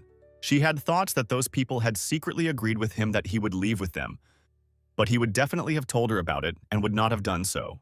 Anna believes that they just left, for example, to compete over whose horse is faster, but something inside her is very worried. She went into the restaurant, asked how she could help, and then there was some kind of conflict. Her mother was already arguing with someone and asked her not to interfere. At some point, out of the blue, a knight comes up to them and it turns out that he hasn't gone anywhere, which means that Anna can relax. While Bertham is away, they all decided to be busy with something useful. The girl's mother got to everyone's task. There was even something for the knight. He was asked to carry several sacks of flour. There were not many of them, but they were very heavy, and they would not have been able to handle it themselves. The guy was so tired that he wanted to rest again, although he had just started and the woman had a few more things for him to do. When he agreed to help, I didn't think that everything would turn out like this. It's some kind of trap that is impossible to get out of. The girl said that usually Bertham was in his place and that he hardly rested. All day long, he did nothing but listen to her mother and do everything possible to be useful. The guy says that he is not like that. He does not owe them anything here and is not going to do more than he wants. She explained to him that if he didn't help, they could overstrain their backs. And even her mother didn't want to ask Berthama to do anything anymore. He had already done too much. He asked her where all the work comes from, since it's a small village and there aren't that many visitors to work and constantly clean the area, day after day. She replied that they do it for themselves, because when the surroundings are dirty, the territory is not well kept, there is no desire to work, but when everything is clean and tidy, motivation and desire to do something appears. For example, when they have a lot of dirty dishes in the kitchen, they don't even want to go there. But when everything is clean and washed, work brings pleasure. When everything around is perfect, she herself wants to cook something, do something. That's how it works. But it happens that without male help, everything drags on for several days. Huge bags of flour accumulate, which even he and his mother cannot lift normally, let alone carry them somewhere. In the end, the guy just laughed, wished them all the best and said that he would probably go and rest or eat something. On the way, he meets the girl's mother. She is already unhappy and apparently found a job for him. She was very tired, but she had to continue and he could do just that. And he still doesn't know the main rule that Bertham came up with. When he got to know these people better, he thought that he could just pretend that he was busy with something so that they wouldn't add any more work to him.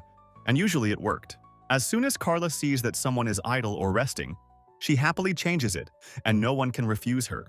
Meanwhile, a heavy downpour began outside, and everyone quickly began to take off their washed clothes so that they wouldn't get wet again.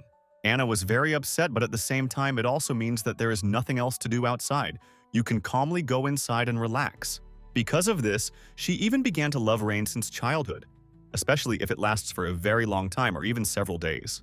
Now she lies in her room with a clear conscience, but this doesn't mean anything because mom can come up with work inside the house at any moment. And until that happens, she decided to sleep. Otherwise, she would constantly think about Bertham. The girl knows that he is fine, but she is usually very worried and can't do anything about it.